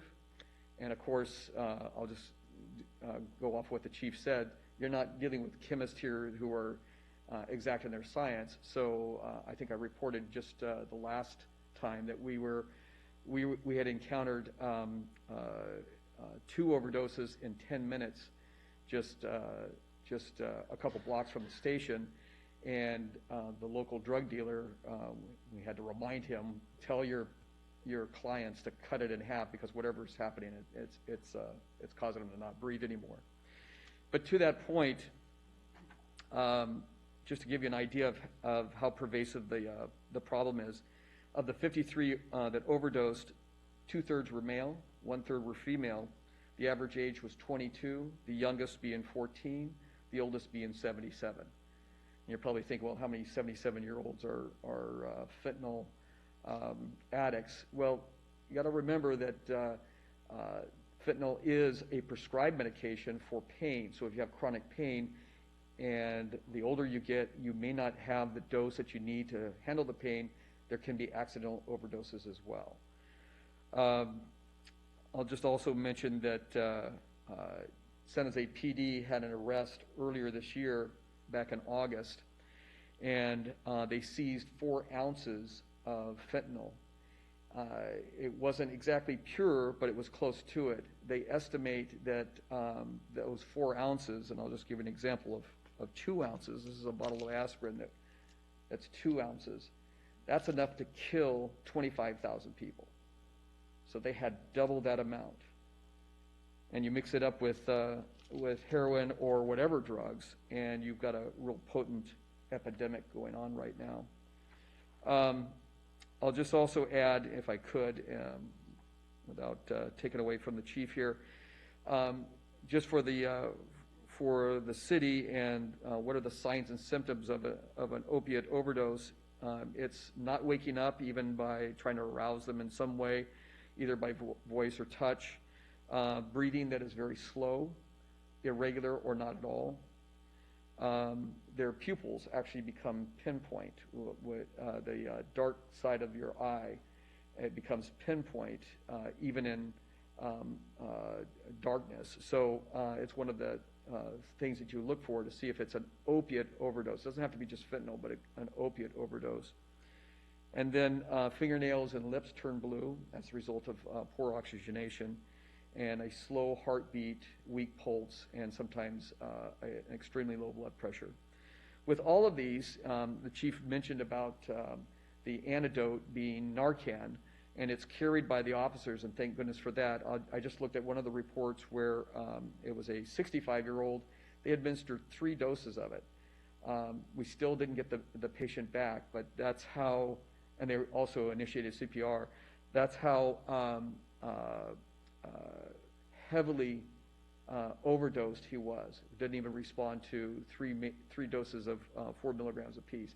That's quite a bit for a paramedic to give, and our officers were given it on the scene before we arrived. And I'll also mention to you as well that we really depend on PD getting there quickly. If we're out of position, sometimes we can be, and I'm not trying to make it sound like we have the best PD around, but that's exactly what we got as far as the firefighters think. I can tell you in 40 years of practice, I can remember on half a hand the number of times that a PD or a law enforcement agency intervened on behalf of the patient to do patient care, and I've lost count with Gilroy PD. That includes doing CPR, that includes giving Narcan, that includes applying tourniquets to stop the bleeding, and I'll use the Garlic Festival as an example. Had they had not done what they had done, treating patients with tourniquets before we got there, more people would have been lost. So I just truly am appreciative of everything that PD has done for us and does with us on our patients. But let me also go to some of the things that can be done, and I told you about nasal Narcan. This is a trainer. It's actually a pretty simple device, and I'm going to take off my mask. It's okay, I've been vaccinated and boosted. Anyway, you take it out of the package. Any layperson can apply the nasal Narcan. You don't need a prescription. So you can go to your local pharmacist, and they sell it behind the counter, but it doesn't need a physician's prescription, and you can go ahead and order it. But you hold it between your 2 fingers, just like so, with your thumb at the base of it, and you tilt the person's head back, and you apply it into the nostril, and it stops where your finger's at, and then you squeeze the entire amount inside their nostril. It will act within seconds, and if after 2 to 3 minutes they still don't respond, you go and you can apply a second dose on the opposite nostril. And like I said, PD was doing that for us on a gentleman that was 65 years old, and they did 3 doses of this. Is it safe for children? Absolutely. If the child, let's say you had a 10-year-old who somehow got into mom or dad's prescription drug and took it to see what it would do, and it stopped their breathing, this could save a life. The schools, Dr. Flores, I think she's already gone, but every school, by their foresight, has them as part of their first aid kit. It's all part of their defibrillator setup as well. So I'll just say it's kind of I hate to say it, I didn't believe it when I first started seeing schools, even grade schools, getting it, and now I go, okay, I'm a believer with as many cases as we've had. So, something to the parents that it's something that perhaps you can get at your local pharmacy, or if you're a Kaiser patient, perhaps you can order it through them. But I do know that as a result of the county's program, we're going to pursue making sure this kit is in every one of our city defibrillators, our boxes there. So this will be included with it. Okay. And Other Chief? Chief Espinoza, do you have something you want to add before I go to questions? Yeah, the only thing I would add is that the actual fentanyl synthetic opioid is now being used as a cutting agent for other drugs like cocaine, methamphetamine, and MDMA. And so because it's so cheap and so readily available, now it's being introduced to other drugs. So that makes it even scarier. At the county level, certainly the cases that are labeled homicides because of fentanyl poisoning are extremely difficult to prove. That the implied malice is actually someone that purposely gave you a pill knowing that they contain fentanyl and able to prove that, certainly that makes it easy, but that's not the way these cases happen all the time. They currently have 72 active cases that they're being investigated as felonies, both felony and misdemeanors, compared to 29 in 2020. And so they have been taking an active role at the county level. If this is any good news, if there is any, according to the Deputy DA, we have 4.2 cases per 100,000 in population compared to 42 per 100,000 in San Diego County. So Santa Clara still, at the state level, is not ranked amongst the highest with overdoses. Okay. Okay, then with that, I'm going to go to council for questions. Okay, we have quite a few. So, okay, you guys. All right. Councilmember Armendariz, you're first. Thank you both, chiefs. A couple of questions. Do you believe that it would be beneficial for more city staff, like the folks at our youth center and our community center, to be trained or to have Narcan available? Absolutely. Yeah. Yeah, absolutely. That coupled with awareness and education certainly would help in preventing some future lives from being lost. Yeah. Yes. Thank you. And then, second question, are you aware of any region-wide efforts or statewide efforts to curb the influx of fentanyl or, either at the county or state level? Well, at the federal level, certainly that falls under the realm of the Drug Enforcement Administration, and they often publicize all these seizures. But for one seizure and for one arrest, you could rest assured that there's 200 that are falling right behind that, and it's a risk that the cartels take. And the reality is that thousands and thousands of pills get across the border on a daily basis. And so at the county level, I know there was a task force made of service providers and also with the district attorney's office. But I don't know the success rate or level from that task force yet. And so I can foresee a law enforcement task force made up of the county agencies to focus strictly on fentanyl cases. I could see that happening in the future, led by the district attorney's office. Yeah, but there's not one currently that you're aware of? Currently. Just service providers, not law enforcement? Providers, right. Okay, thank you. Yeah. Councilmember Marks. Yes, I was very taken aback by the statement, we talked to the local drug dealer to give less. Are we not arresting drug dealers? We're not? We're arresting drug dealers all the time. Fentanyl drug dealers, you actually have to have it in possession and be able to, let's say these Percocet pills. You can make an arrest thinking they're Percocet pills, so now you have possession of pills without a prescription per se, or enough for sales. And so we don't know they're fentanyl till you get toxicology reports back from the lab. And so, and off of these 72 cases that they have, some of those are for dealers. Okay, but I mean, when you said Chief Wyatt said talk to the local drug dealer, I assume you knew right there and then that was the drug dealer. I mean, I'm not chastising you, but I'm just kind of appalled that we know who the drug dealers are and we're not arresting them. And more and more of our youth are being thrown away due to this drug. Right. And it's escalating into other areas. I am wondering, because of budget cuts at the school district, they got rid of all the drug education classes. And I think everything has gotten so out of whack that we need to look for money with the school district and put back those classes.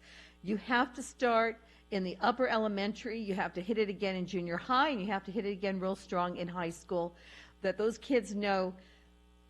Whenever I taught the drug education classes, I always would tell my students, I'm not going to tell you not to do drugs. That's your choice. I'm going to tell you what they do to your body.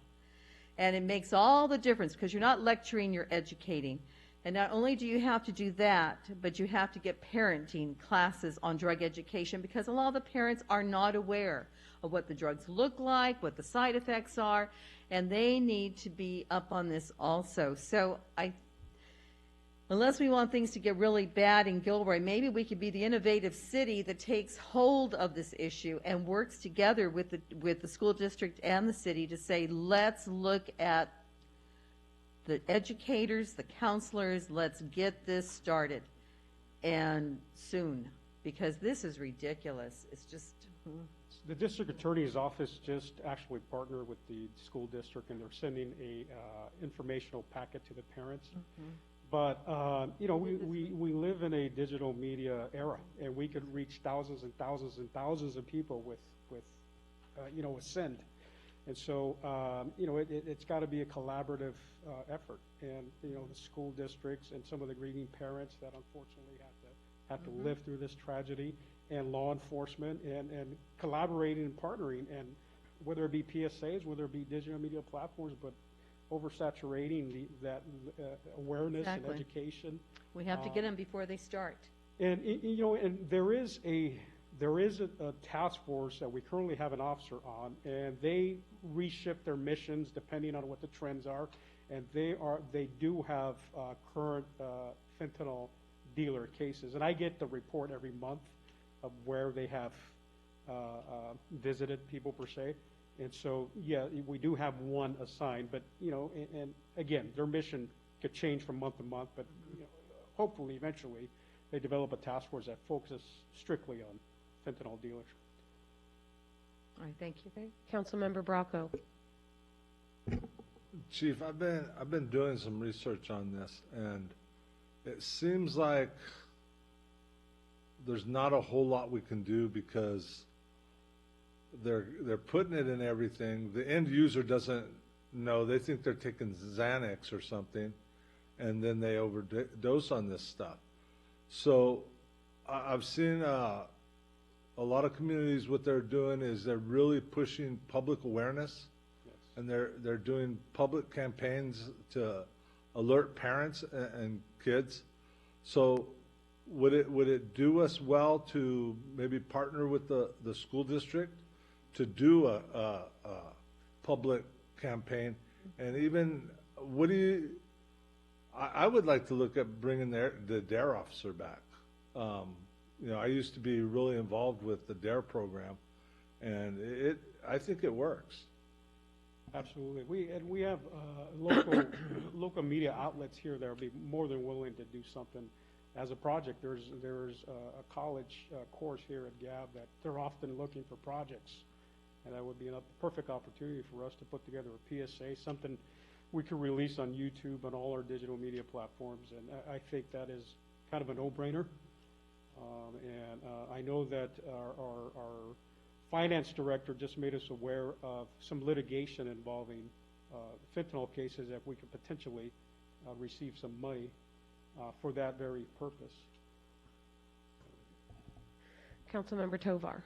Thank you, Mayor. I'm just going to follow up on the comments that my colleague made. I think that's a wonderful idea, some sort of public education, not only with the school district, obviously, because as you know, you give something to the school district, they're going to send it district-wide, so every parent should receive something.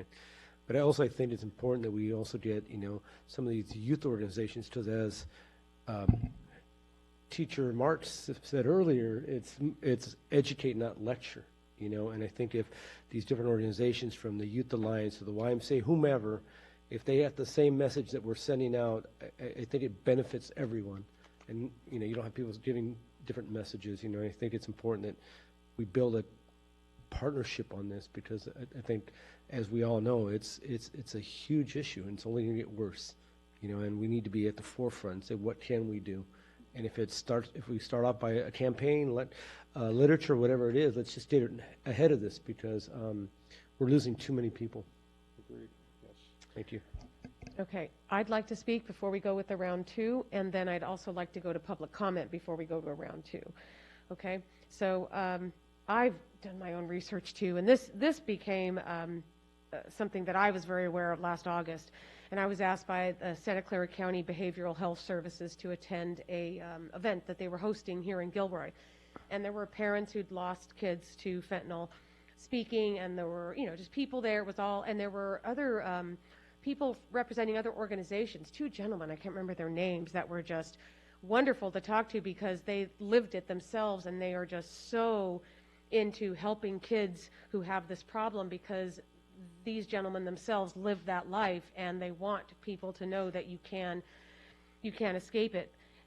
Looking at what I'm wondering, if we could go the route of awareness and information too, like if we as a council could direct our public information officer, for example, to do more, whether it's together with the school district or on our own, and then also be the same messaging that we put out is the same messaging that the school district puts out in their letters. And the information that the county's Office for Behavioral Health uses, things like fentanyl takes friends. Those are things that are meaningful, I think. It takes your friends away. Expect fentanyl, because you don't know if it's going to be in there. And they have several other things like don't use alone. I don't know. I mean, yeah, don't use alone, but if the person you're using with is also using, I don't know how helpful that is. So, okay, but things like that. And then the other is know your source. Well, I don't know how well you can know a source if the source is an illegal one to begin with. That source, to me, someone who's doing something illegal is already not someone to be trusted. And so that's a difficult way to go. But my personal opinion is the fentanyl takes friends, and to expect fentanyl is something that would be very, very helpful as messages for kids to take. Okay, public comment. Do we have anybody who wants to speak? We have 4 speakers on this item, Mayor. Okay. The first speaker is Geraldine Vasquez, followed by Lisa Marquez. Okay.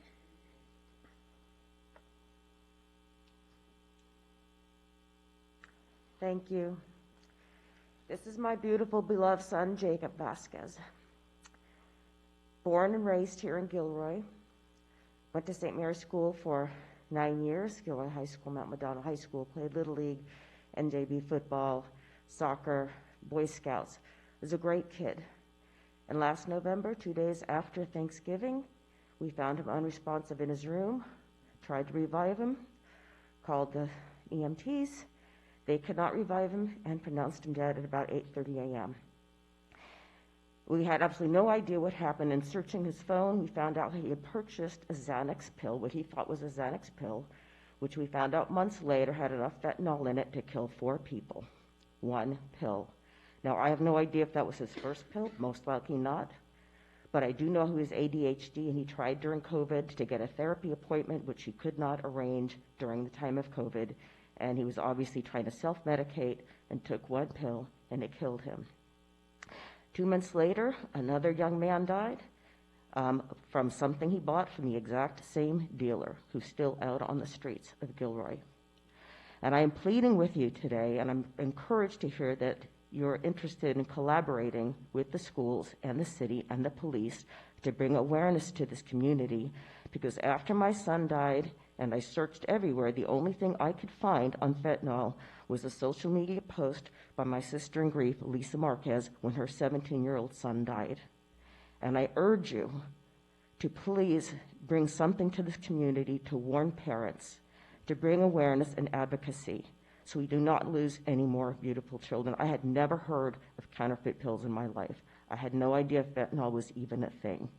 And I still do not see anything about it.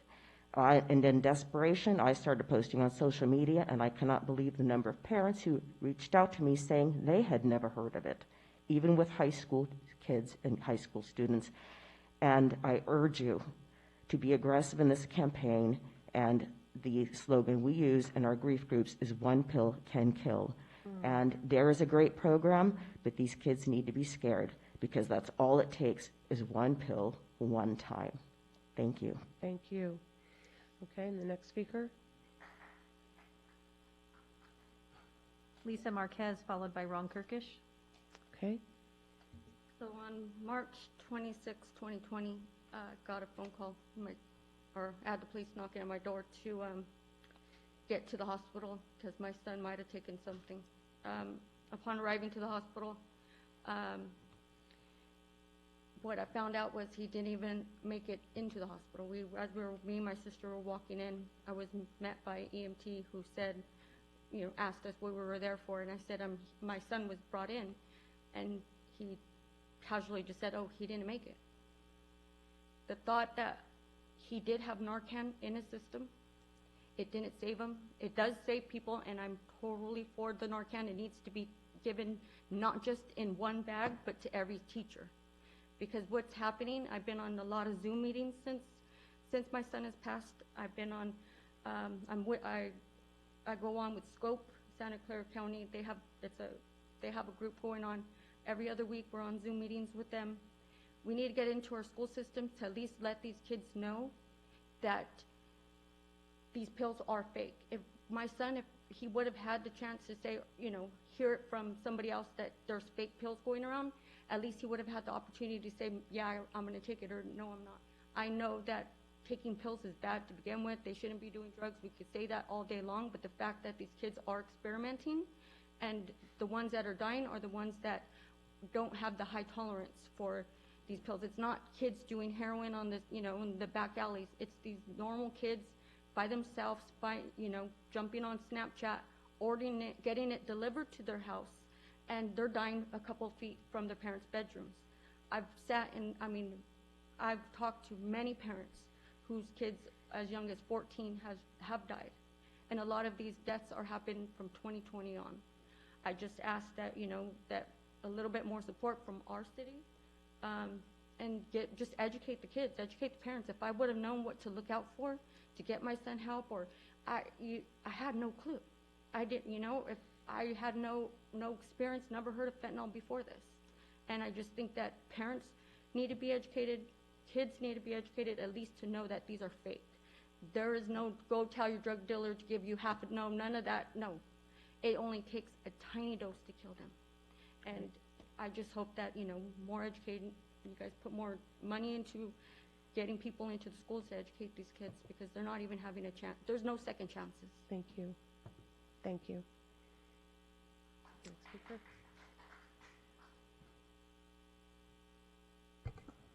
Some of you know that I worked for the San Francisco HIDTA, the High Intensity Drug Trafficking Area. I was a drug prevention officer for a while. Fentanyl came up quite a bit in our meetings. We were losing this. This is back in like 2013. And we were concerned that fentanyl would be used to lace, like the chief said, other components, other drugs. Our major concern at that time was, were they going to use it to lace marijuana? And in some cases, they did. It's not prevalent, but it does happen. I worked for some very fine people. Director Ron Brooks and his assistant director of Sally Fairchild. And they had their hands full with other drugs, but fentanyl was coming around. And it's killing hundreds of thousands of kids every year. You ask, what's the best way to try to keep it under control? One of the things that the HIDTA drilled into me was it starts at the dinner table with the parents. That's where it all really starts. You talk about drugs, you talk about alcohol, you talk about sex, and you talk about school. That's where you get to your kids. I hope that people listening to me in the community hear that, because it's very, very important. That's the most important way to train your kids not to do bad things. Thank you. Okay, do we have any other speakers? We have one final speaker, Megan Fraley. Okay.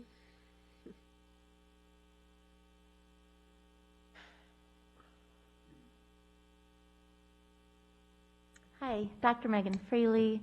Thank you, Council. Thank you for that presentation. I learned a lot. And in the mental health field, I work a lot with eating disorders, but there's a lot of co-occurring disorders. So we're really talking also about a mental health issue, and we talk about drugs and alcohol. Is that okay to speak? Yeah, I'm just telling her to start the timer. Sorry. That's She like, hadn't ooh, started. more time for me. Okay, yeah. No, but I'm really struck by how much I didn't know, even being in the field.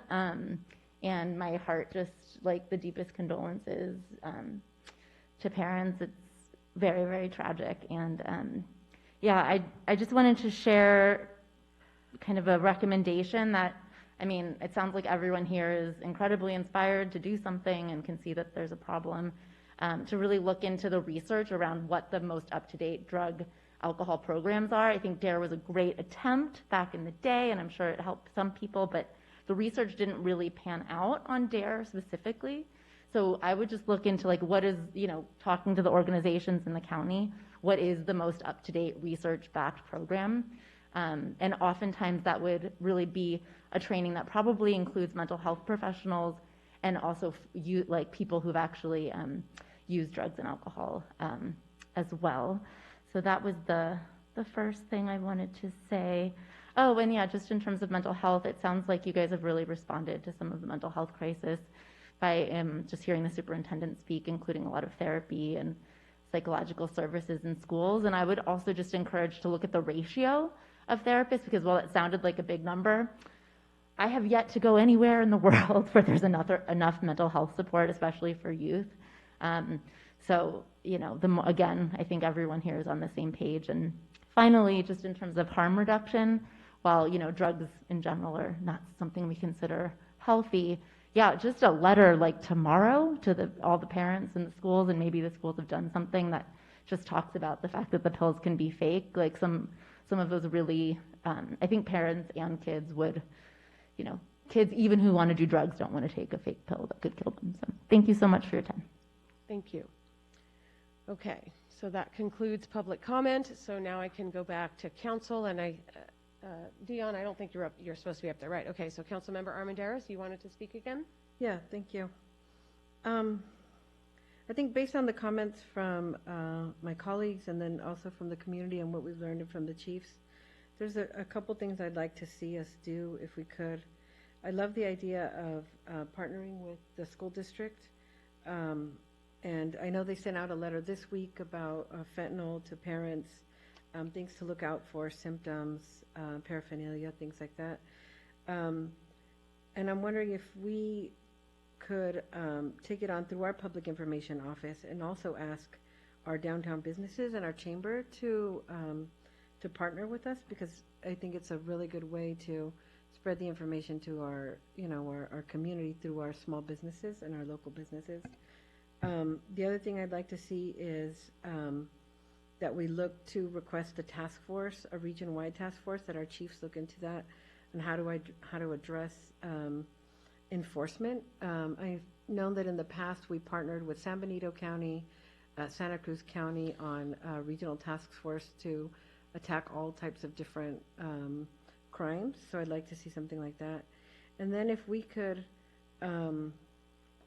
request from the county or the state or the feds or all of them more resources and more resources in terms of enforcement and treatment and mental health, because we don't have enough beds for drug treatment in our county, and of course, being in South County, we get the short end of the stick, even when it's a short stick. So I'd love to see us get more, request more resources, and do it in an official way, right? Like send them a letter on behalf of the city, asking them to really look at dedicating more resources to South County and to fentanyl as a whole. Thank you. Okay, thank you. Councilmember Tovar. Thank you. And I would sort of agree with my colleague, but I would maybe take it a step further. Again, I think the school district, they can send out the message, but sometimes the parent doesn't get that letter. You know, so maybe, again, like I mentioned earlier, working with the people who work hand in hand with the youth. I mean, from the youth groups to, you know, the churches to the YMCA, whomever, I think it'd be good to get those folks involved at the table. And I think, you know, if it's possible, you know, we do a monthly sort of fentanyl workshop, to educate the community, and I know different organizations would love to have us host something and get the word out there again, and I think once the community starts seeing that it is an issue and we're doing these workshops through, whatever messaging that we send out, I think that's a good way to get people, aware of the issue, and I think now is the time to do that. So I would add to what you've said and be proactive as well. Thank you. Okay. So we're here to give direction if we have any direction to give. This is not an action or motion item. Let me give this a try, and it may not encompass everything that Councilmember Armendariz said, but what we can pretty much do, I think, right off the bat, is if the majority of the council approves, is to have our PIO officer start with messaging that is the same as what the school district is using. Start with that, so that we're pushing out the same information to each of our sources. The school district is going to have their list of people who receive their emails. The city has the ones where people subscribe to our email express. And once our PIO has that information in such a way that it's consistent, then, and maybe these other organizations are already doing it, but I don't know, I would bet we could then share the same information, ask the same push to go to Community Solutions, Youth Alliance, and the YMCA. I just see those organizations as the ones that are maybe more in touch with youth, even though we just heard this isn't just youth, it can be elderly people too. But I don't know if the elderly ones are more with prescription. Those are prescription drugs versus trying to get to our kids and have that fear. I happen to agree with what Geraldine Vasquez said, that they have to be scared. In order for them to stop, they need to be scared, and they should be scared when they hear things like, it takes your friends away from you. I mean, I know her son, and I know how many of his friends felt about losing Jacob, and that people need to expect, the kids need to expect fentanyl. This isn't something you can just, get a Xanax pill and think it's Xanax. I mean, they need to know that this is out there, and I personally think the best way to do that is through the schools with our PIO and the same messaging going through organizations that reach youth and or parents. I don't know, comments, Jimmy? Or if I may, I'm 110% in agreement with you, and as we're hearing, it's the majority of the problems with our youth, but it's also the vulnerable population as well, and I'm not sure if it's a homeless issue as well, but I think not just sort of limiting that list, but including other organizations as well, that work with our vulnerable population, from the Salvation Army to the Compassion Center, whomever. I think we need to get the word out there. And I think, again, if the city, for us, being proactive, as we establish a workshop, and get that going, we have it hosted here or wherever. Let's start showing the community how big of an issue is, and let them see that we're doing something about it. So I agree with what you're saying, but I think we need to add a little bit more to sort of our message and our actions as well. That's why I think the Chamber, Downtown Business, and the South County Collaborative, right, where all of our different nonprofits come and meet and share information to get them on board. Are there any other comments from people? Because just my own experience is when you try to make it too broad, it's harder to get a hand on what you're doing. I think we should start with something and then, go ahead, Councilmember Bracco, you want to speak? I think we've given enough direction to our city administrator and our police department to start working on something. I think they have a blueprint, and they're more the experts than us. And we can do something. Mayor, may I say something? Sure. It's great to do something, but you want to get the biggest impact for what you're going to do. And there's nothing worse for a student to sit there and be lectured at. I mean, as adults, we don't like it. We tune out. Right. They have to be, whatever classes you put in, they can't be lectured to. They have to be proactive. They have to be involved. They have to role play. They have to feel it. So I I agree. think we need to do this program, but we need to be really careful on how it's set up, because if you lose them before it gets started, no one's going to come back and take the classes.